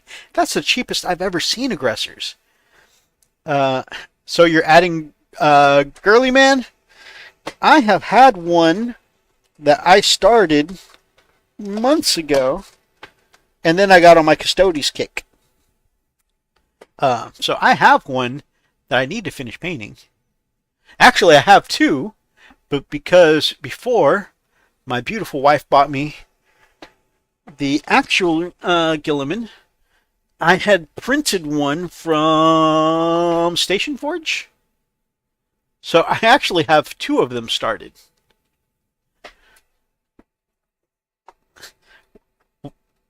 And I've already started both of them. I may end up painting them both. Why? I don't actually need two of them, but you know. The aggressors are aggressively costed. Interesting. I like that. That's a smart joke. So yeah, you're saving 20 points per 3-man squad. That is a big discount. Like I said, that's the cheapest I've seen aggressors ever. And I like aggressors.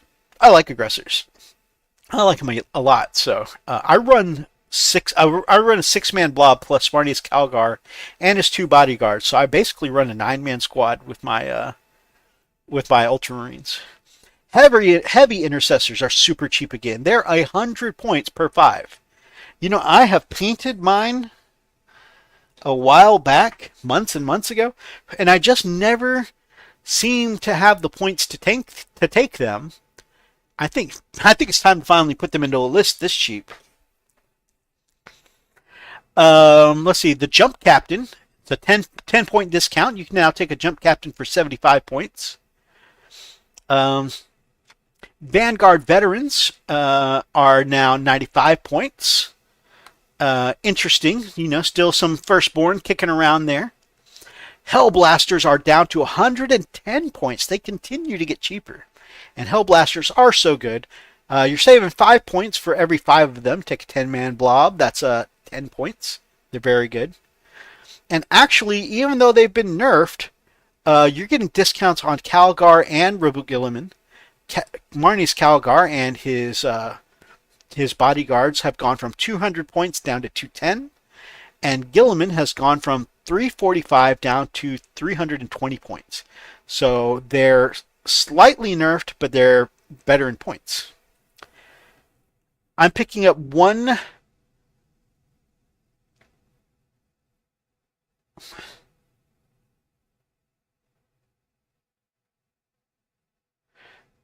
picking up 120 or 1205 undecided points tomorrow. Big work ahead. Huh?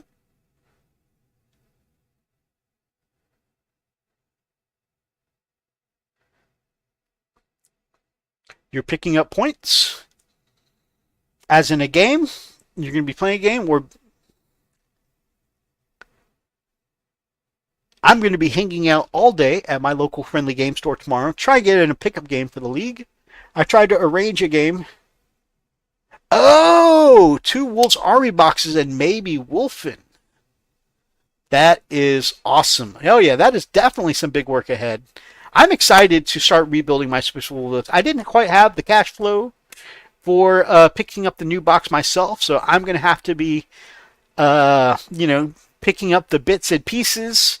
I definitely, after I get paid, I'm going to try and start see if I can start grabbing a couple of pieces here and there, maybe some Blood Claws or Grey Hunters here and there on eBay to start rebuilding my army. Tax returns be paying plastic. Oh yeah. Wouldn't it be nice if you could just get it done right there in the office? You go to Jackson Hewitt, they figure out your taxes, Then they hand you over box sets of plastic crack for GW. That'd be awesome. Or better yet, just have GW do your tax returns. Oh man, see, that could be a service they should offer. So even though Calgar and Gilliman got some nerfs rules wise, they've been given discounts, price, points wise. So that's pretty good. So yeah, just broadly, some positive changes for Space Marines, who have been kind of struggling lately, but they've been, well, except for Ultramarines, but they've been getting better. I saw at one point an Imperial Fist list won a major tournament, which is pretty cool to see. You never hear the Imperial Fist do anything, but it was like a big Lysander list. It was cool. So some Space Marine specific changes. And while I'm kind of flipping through looking for some of the non-Codex Space Marines, I am going to stop on AdMech, because I have an AdMech army I haven't touched in like 2 editions now. But seeing that Castellan robots are back on the menu is always good. They, for some reason, when the Codex came out, they lost access to the army ability, which was weird.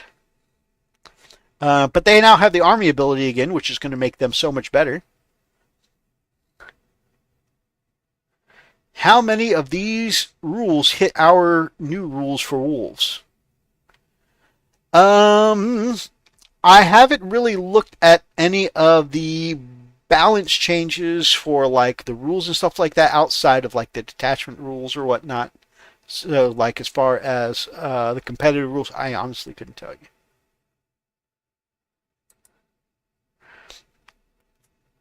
Also, Iron Striders. You guys know I like my Chicken Walkers. I love the Twin Last Cannon Iron Striders. They've gotten cheaper, 5 points cheaper, which is nothing big, but hey, always fitting in extra Last Cannons in your list is a good thing. Looking at some non-Codex Space Marines, we've got Grey Knights, slight change to Warpbane Detachment rule that triggers reroll that trigger the detachment rerolls. First, had no line of sight restriction. Then they needed line of sight. Now it's been changed that you only need line of sight for range. So you can still fight through walls, which is, which is weird that they even had to fix that because you've always been able to fight through walls, But anyways, they fixed that now. You just don't get the rerolls if you're shooting through walls, which I think they should still be able to get the rerolls for shooting through walls because even if they can't see through the walls, they're psychics, right? They're shooting with the Force. Oh, probably won't errata the Codex until after the official release. I would say that as well, but it's interesting that they put out the official points for the Wolves in this, so, which basically reflect the leaked points that the content creators got. Blood Angels got huge. It's funny, at the beginning of, or the end of last year, at Christmas, I started getting Blood Angels models, which I put on my Christmas list, and basically begged for. And so I started kind of collecting models for Blood Angels, but I never even got around to building more than a couple and definitely not painting them. But they've gotten a huge buff this edition, like lots of huge point discounts. Sanguinary Guard, which is the best unit in the army, got big discounts, 20 points per squad. So if you're taking the 3-man squad, it's 110 points. If you're taking the 6-man squad, it's 240. Death Company is got a 10-point discount, 120 for the big squad, 230 for the bigger squad. 120 for the small squad, 230 for the big squad. Lamarties is 100 points. That's a 10-point discount. Astorath is 95. That is a 10-point discount. Sanguinary Priest, that is a 15-point discount from 90 down to 75. Death Company Dreadnought, 160 points, down from 180. Dante, 120 points, down 10 points. Mephiston, 120 points from 135. So Yeah, it's got. Oh, and the Ball Predator even's got a discount, 125. So that's down 10 points. So lots and lots of discounts there. The Black Range downsides now get canceled by chaplains within 12 inches or characters within 6, which makes them, uh, you know, easier to fit in a captain. Before, if you were having a death company, you were just like you always take a chaplain. But now you can take a captain because captains within 6 inches do the same thing. So, lots and lots of love for Blood Angels here. And it's funny because when they got their codex, they were the top of the meta, and then they kind of petered out a little bit. And now I'm sure this is going to shoot them. They're probably going to shoot past Ultramarines here and go top of the Space Marines again. The Dark Angels, or my White Ravens, as we talked about earlier, no points changes.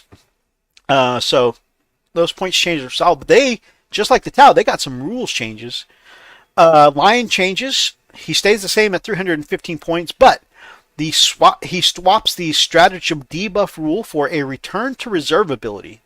So you can just have this guy disappear on the field, which is interesting.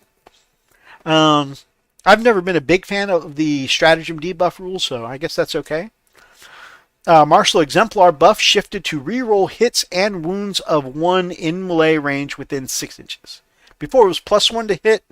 Now it's reroll hits and wound rolls of 1. And this also affects himself. I like it because he was already hitting on 2s, so it kind of helps buff himself. But also, I also like the helping wound things a little better. The Emperor's Shield loses the mortal wound bounce back. It's now -1 to wound if the strength is greater than the toughness. I am not a big fan of that because if you're using the new detachment, he's going to have that anyways. It's kind of weird that they doubled up on that. But anyways, he's still a solid choice. Some people say he's even better with these changes. I hate the loss of the Emperor's Shield ability because, it's basically, if you are running the new detachment, it's no ability. He just loses an ability. I do like his Martial Exemplar buff being changed, though. Alright, that's not the only rule that got tweaked. We got the new detachment. Okay, we took a look at that earlier. There's also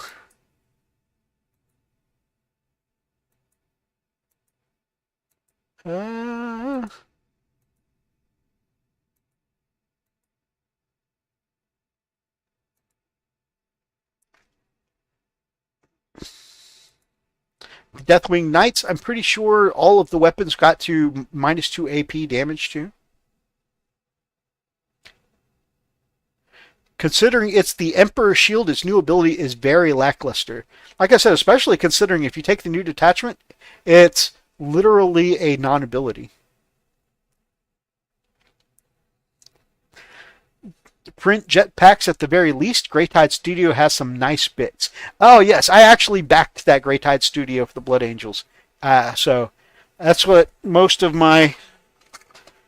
I printed out some Sangard and I printed out backpacks for all my Sanguinary Guard because I really liked their winged jump packs, especially since the new Sangard don't have wings for some reason, and Greytide Studios was like, yeah, we thought that was weird too. You should come back to us. And I was like, you're right.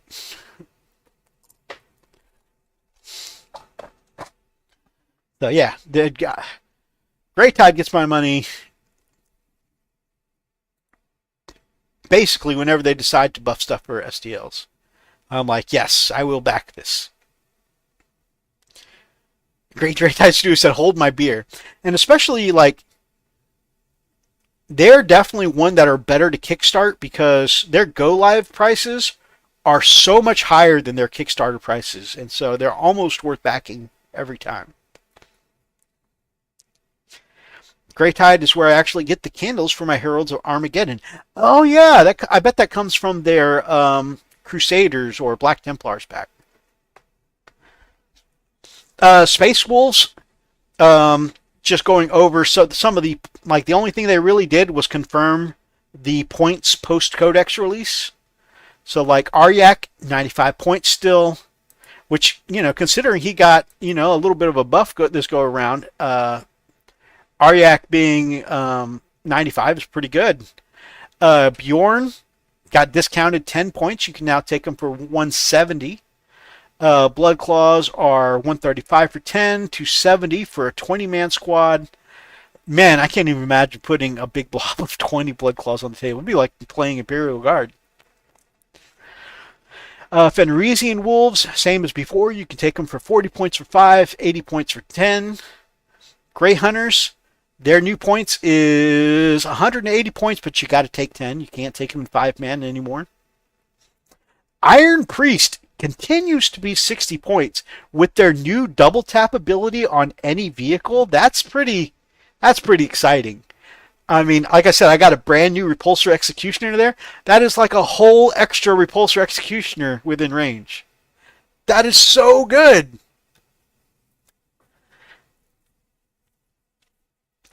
$20 Blood Claws with a Wolf Priest to raise them.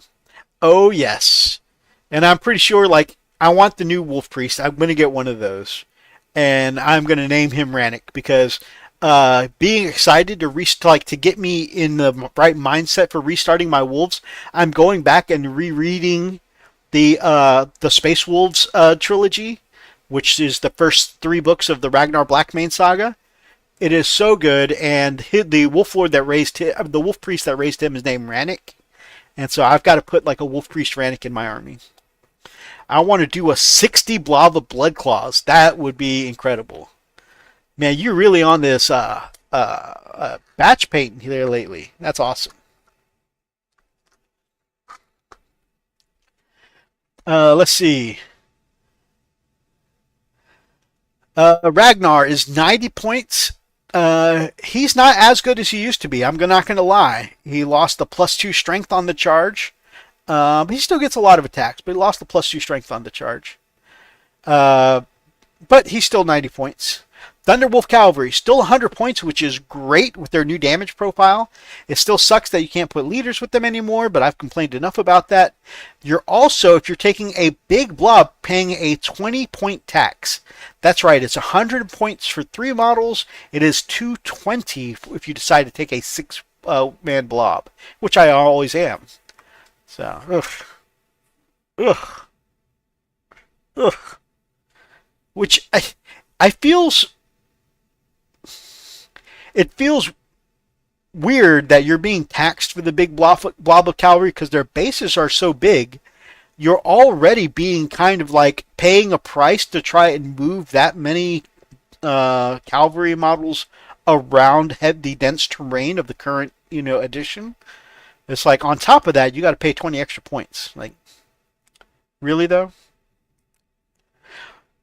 Ulrich the Slayer continues to be 70 points, and like I said, he is the last remaining firstborn named character. The Venerable Dreadnought, 140 points. The Wolfguard Battle Leader, 65 points.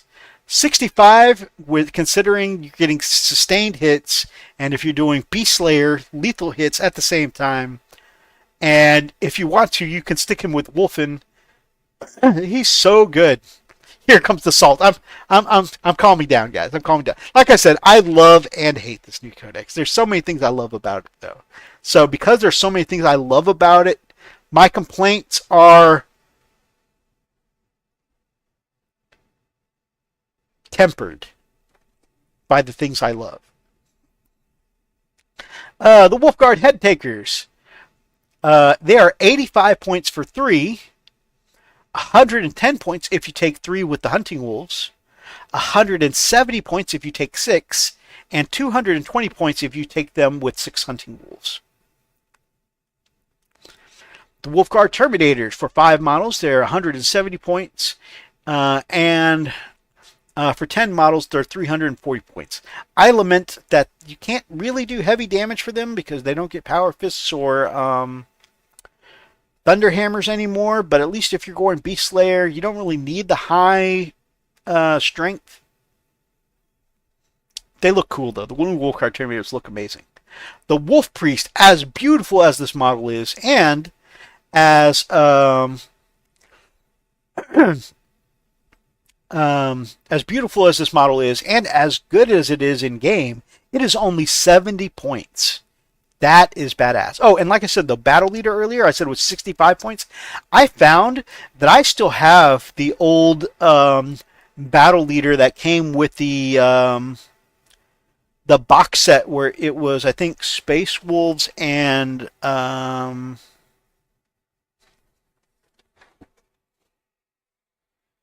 what box set was that? Anyways, it came with the first Primaris battle leader. And basically, he was a pistol and axe guy. Lupus Canis for us.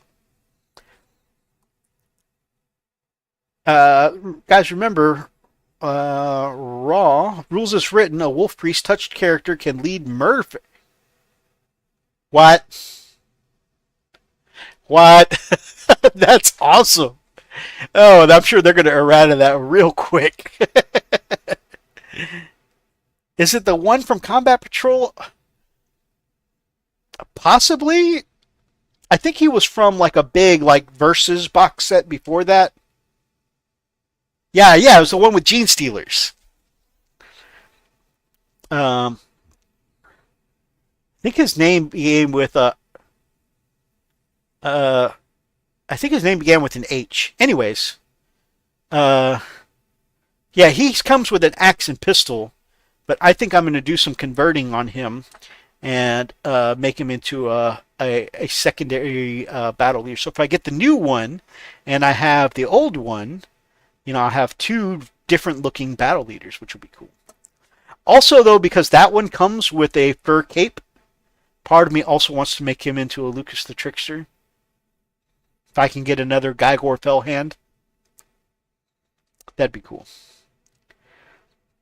He was elsewhere before that, but I started with 10th, so I only know the boxes from that point. That's fair. That's fair. If I remember, it's called Wolf and Claw. Ah, you have a better memory than me, my brother. Yeah, so I'll have two very different looking ones, unless I decide to make him Lucas the Trickster. Because the Lucas the Trickster that comes in the Blood Claw box he doesn't look very flavorful. He looks like the Lucas the Trickster from Wish. Anyways, Wolf and Dreadnought, 145. Wolfen with... okay, the Wolfen are 85 points for 5. 170 points for 10, and that's the anti-infantry loadout. But if you want the ones with storm shields, which are my favorite ones, it is 5 points are 100, 10 points are 200. No tax for taking a bigger squad, which I like.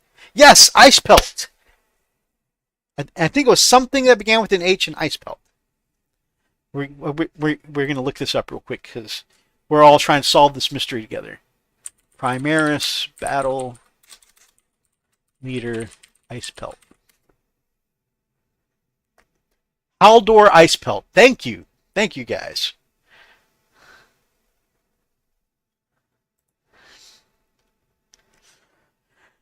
All right, let's see. The Champions of Fenris Detachments, enhancements. 15 points for Fangrune Pendant. Foe's Fate is 15 points. Longstrider, 20 points. Those are all relatively cheap. Longstrider's kind of high. But Wolf's Wisdom is a whopping 30 points. Saga of the Beast Slayer, my favorite. Elder's Guidance is 20 points. Helm of the Beast Slayer, which apparently lets you lead freaking Murderfang, baby. Lets you is only 15 points. Hunter's Guile is 20. Wolf Touched is 15. So the Saga of the Beast Slayer is a little, about the same price as Champions of Fenris. Saga of the Bold, Braggart Steel is 20. Horde Slayer is 15. Skjald is one of the best ones because you get to keep farming CP. 15 points. Thunderwolf's Fortitude is 25. And then Saga of the Hunter, Fenrisian Grit, 15 points. Feral Rage, 10 points. Swift Hunter, 20 points. And Wolfmaster for 15. And that is all the points out of the Space Wolves Codex post-release. So I think this is kind of fast for them to... they don't normally send us the the points post codex release until like the codex comes out. Um,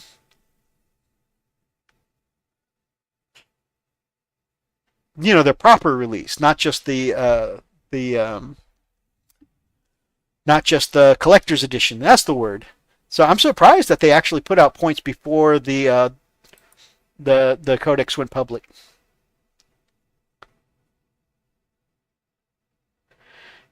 Wolf Touch Priest lets you lead. Wolf Touch lets you lead Wolfen units since it checks keywords, not names. Both Wolf and Dreads are fair game. That's pretty awesome.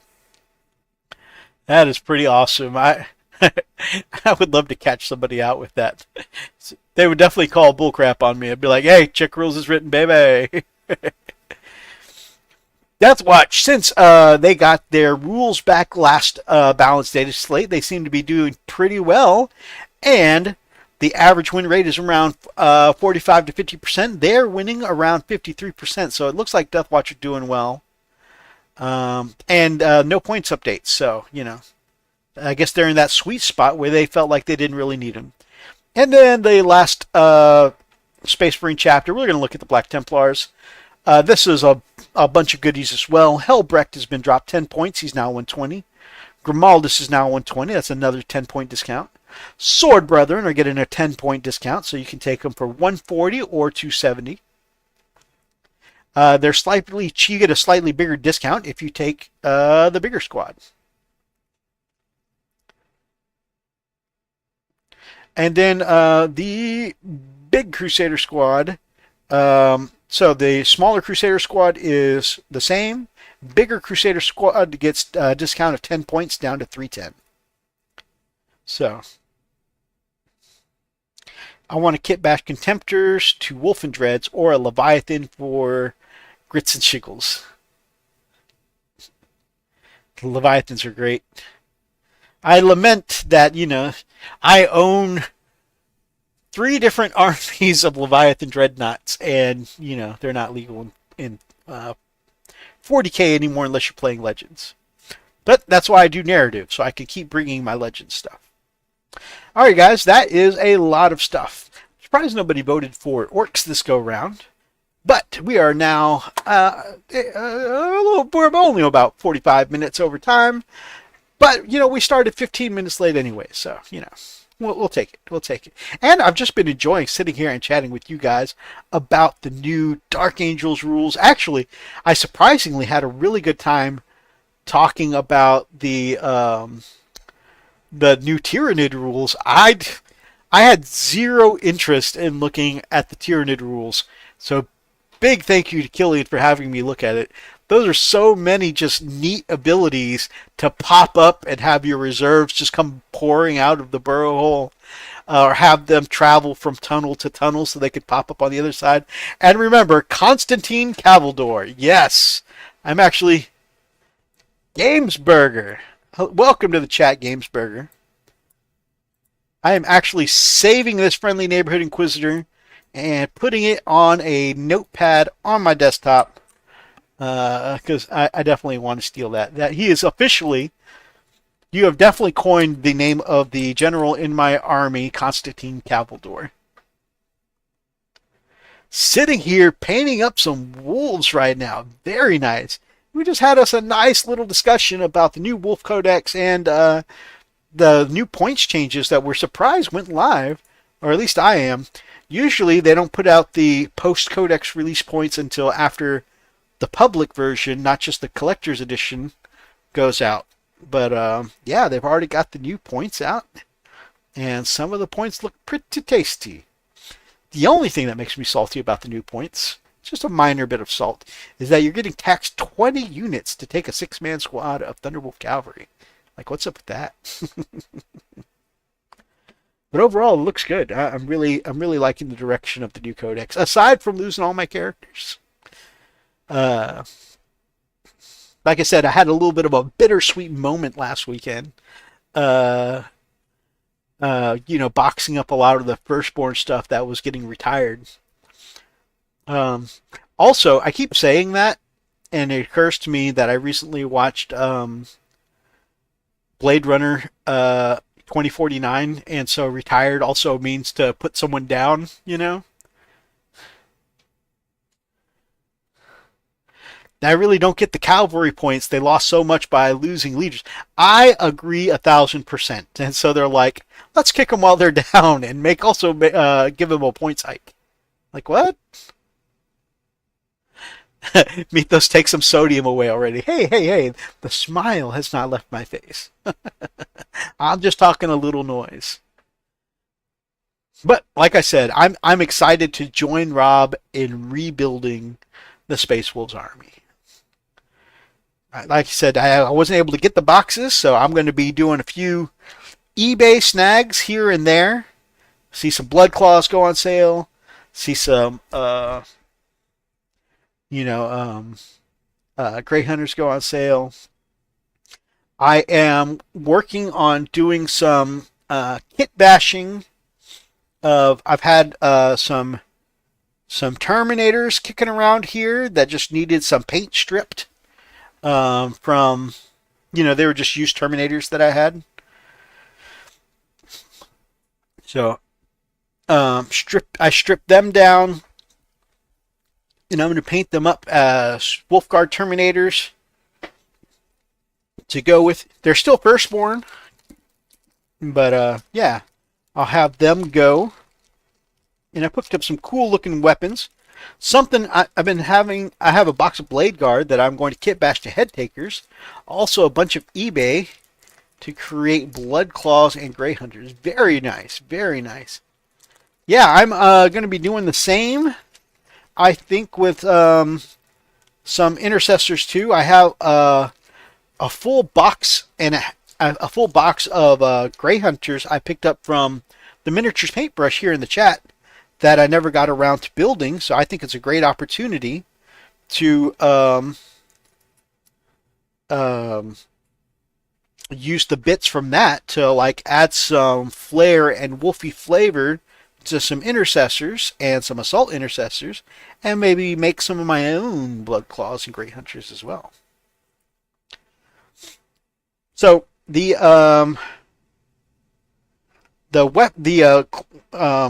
Firstborn that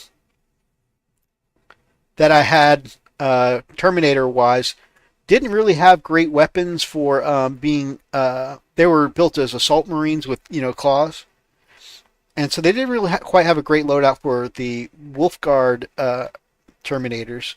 So I picked up some pretty cool Chaos Terminator bits that I think are going to make great Wolfguard weapons once I sand cut, get rid of some of the chaos markings, like this giant chain axe here. Really cool axe here. Like I said, I'll take a little sealing putty and fill in that that mark of chaos and sand it down smooth. But I love the shape of the axe. Of course, we'll cut away the little chaos arrow on the back there, but I think the shape of that axe looks pretty Viking-y. Same with this sword here. I think that'll be a fit Wolfguard Terminator pretty well. So these Chaos Terminator weapons, I think, make a really good pack for some Wolfguard. Have a Wolfguard with the badass mace.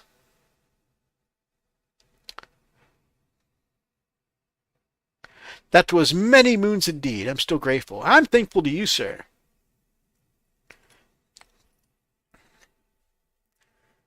So yeah, I think these are going to be pretty cool as I take some of my Firstborn and make some new Wolfguard and paint them up in my new Space Wolves theme. So, the last ride of the Silver Moon Wolves was enjoyable. But it's funny because I've always kind of looked at, because I had my custom color scheme, I've always looked at my black and silver and blue Space Wolves as kind of like a Black Ops of Space Wolves. They don't really exist, They're not written in the books of any of the great companies or anything. They have bits and pieces that are donated from all the other great companies. I have Wolf Riders from the Death Wolves. I have You know, some of the uh, vehicles from the Iron Wolves. You know, they were kind of like a black ops. But now I feel like Wolflord mythos is being welcomed back into the Space Wolves proper, and so he's finally being given his actual Space Wolf colors. What great company are you running? That is a great question.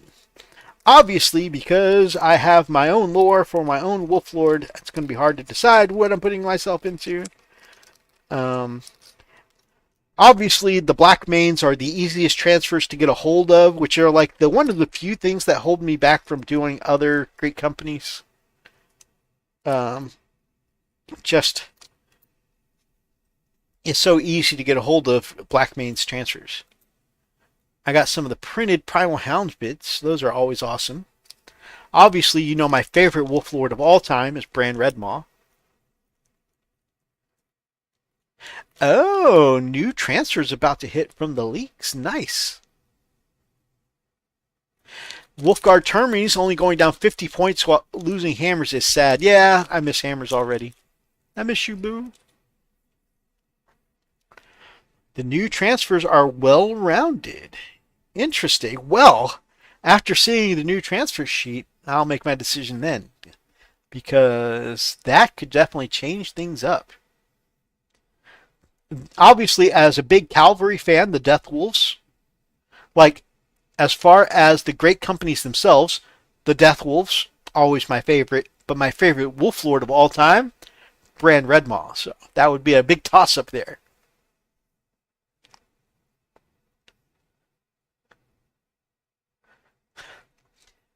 Three sheets in your gift pack.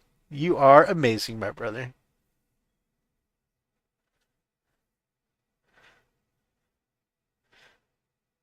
Gosh, I think it might have to be.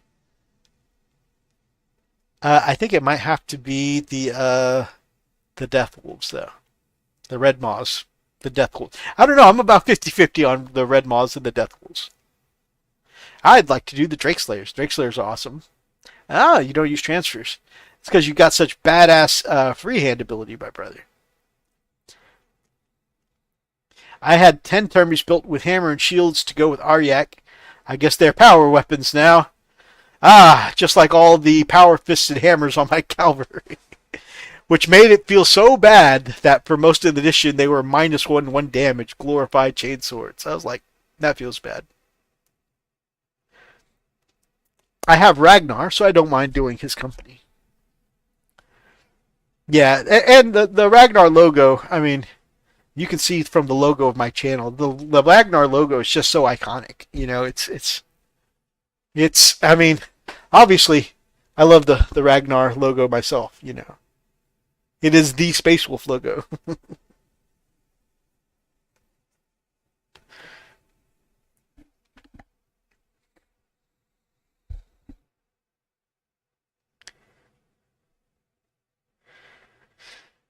My Ragnar has a Grey Tide Studios helmet. Very nice. Very nice.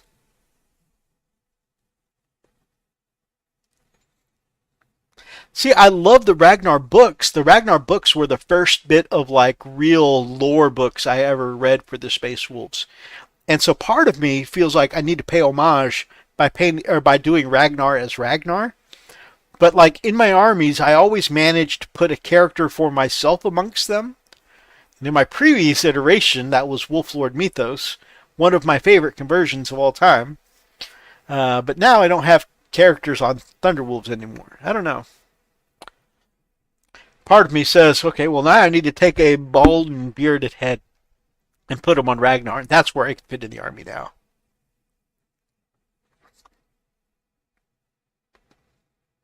Why? Because why in Fenris would you go to war without head protection? Ragnar with black hair or blonde? Definitely black hair, because for me I would do black hair because in the novels he has black hair. I know in the old lore he had blonde hair, but I love the Ragnar books, but my faves are the Blood of Asaheim trilogy. Ah, I own those. I still haven't gotten around to reading them, but it is on my to-do list. But now that I have your recommendation, I'm looking forward to it. Sons of Mordecai. Ah, the death enthusiasts, and I think they're also the stealth enthusiasts. Ragnar Blackman should only have black hair. Yeah, I definitely like him with black hair. Also, he looks a little bit like Prince Varian with black hair. The version of well, let me rephrase that. The version of Prince Varian from the comics when he lost his memory and he thought he was a gladiator and he had the big battle ponytail. That kind of reminds me of Ragnar.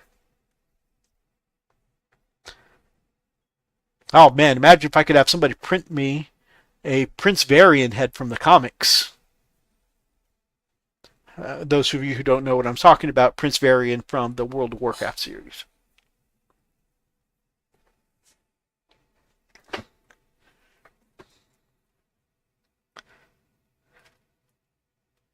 By the way, those of you who don't know her, there is a channel simply named Alex, and Alex has started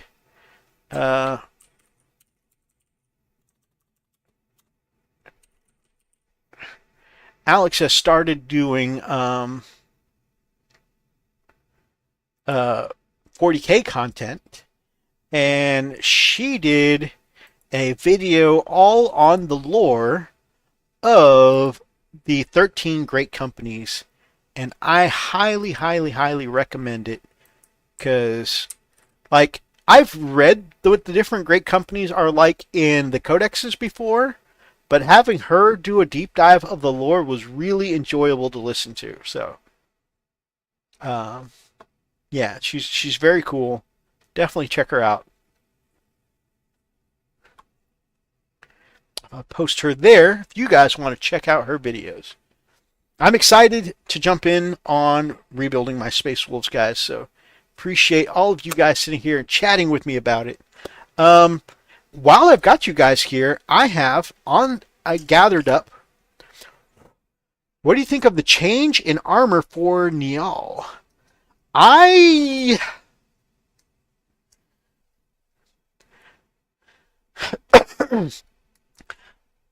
find it interesting, especially since they're locked to only Codex units.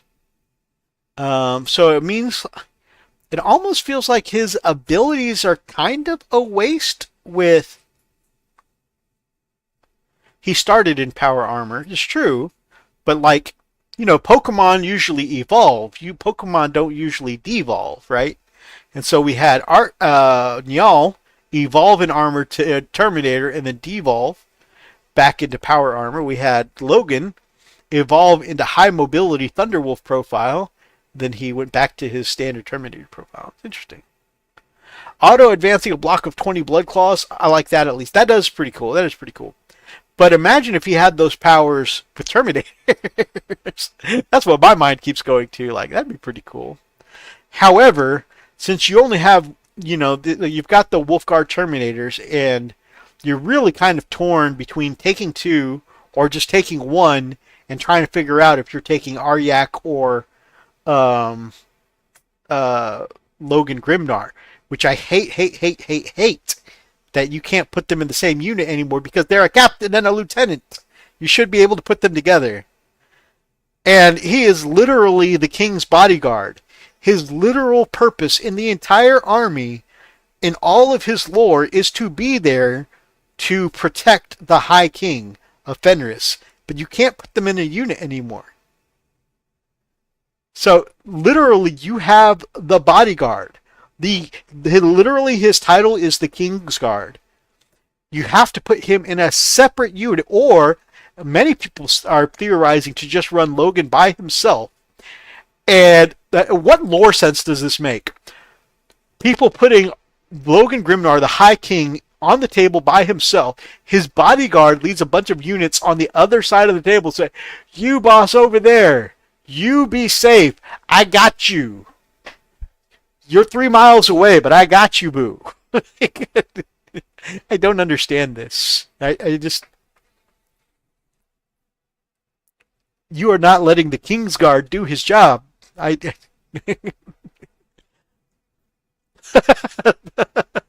Okay, okay. You got me. I did get a little salty on that TMP. For Rune Priest, he should have stayed in Termi.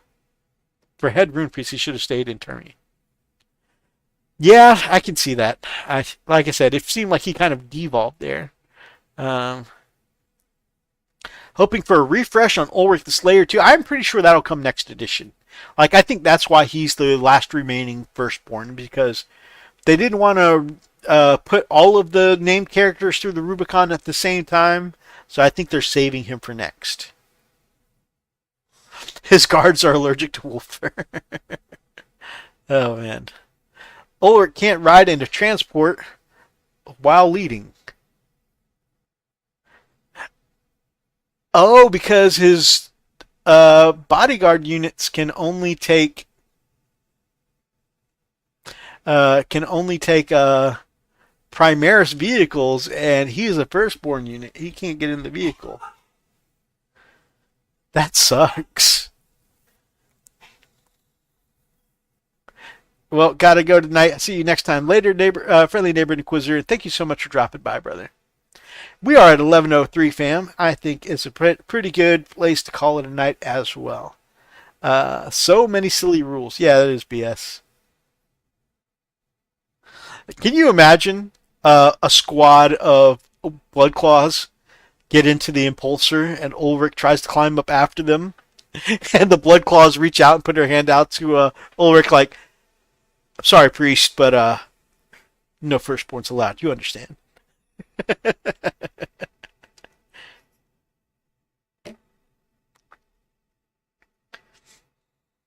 All right, guys.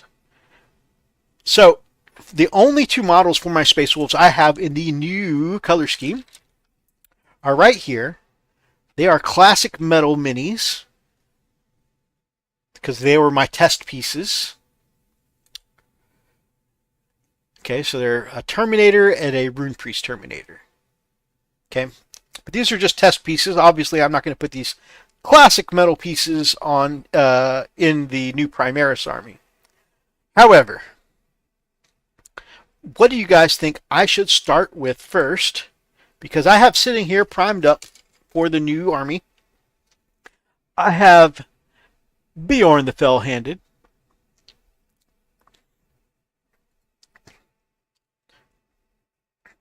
And I have Ragnar Blackmane. What do you think is the first? And I also have a Venerable Dread with Shield. Let me know what you guys think I should paint up first in the new color scheme.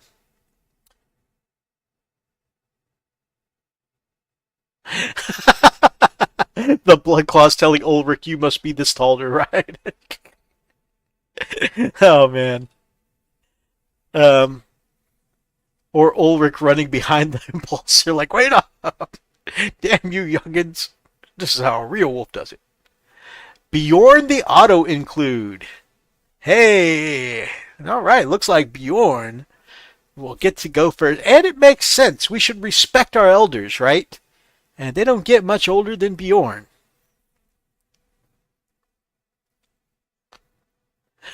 Ulrich's so spicy he would run out of spite. Spicy. I love it. Respect Grandpa Bjorn. I'm actually thinking about taking one of the Primaris chaplains and preemptively taking a few bits, maybe from Grey Tide Studio, and making myself a Primaris Ulrich. I mean, don't get me wrong, the Wolf Priest stats are so good and he's so cheap, but I don't know, it just would seem cool to have Ulrich and Rannick in the same army. Gotta chase him down for the tacos.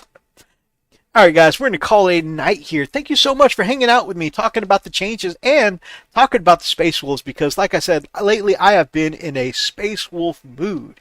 This new codex has gotten me excited to restart the army that I first came into this game with. So I appreciate hanging with you guys. If you guys like tonight's episode, please make sure that you grab up an axe and smash this like button in the name of the Emperor. I've been seeing people kit bash Iron Priest from the new Tech Marines and the old Iron Priest. I was gifted from my friend, you can find him on Instagram, Ben Ellis, who kit bashed together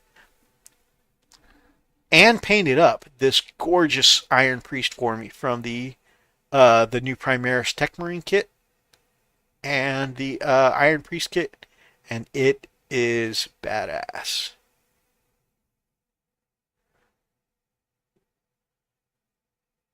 Like I said, his name is Ben Ellis on Instagram, and he just does absolutely phenomenal work all the time.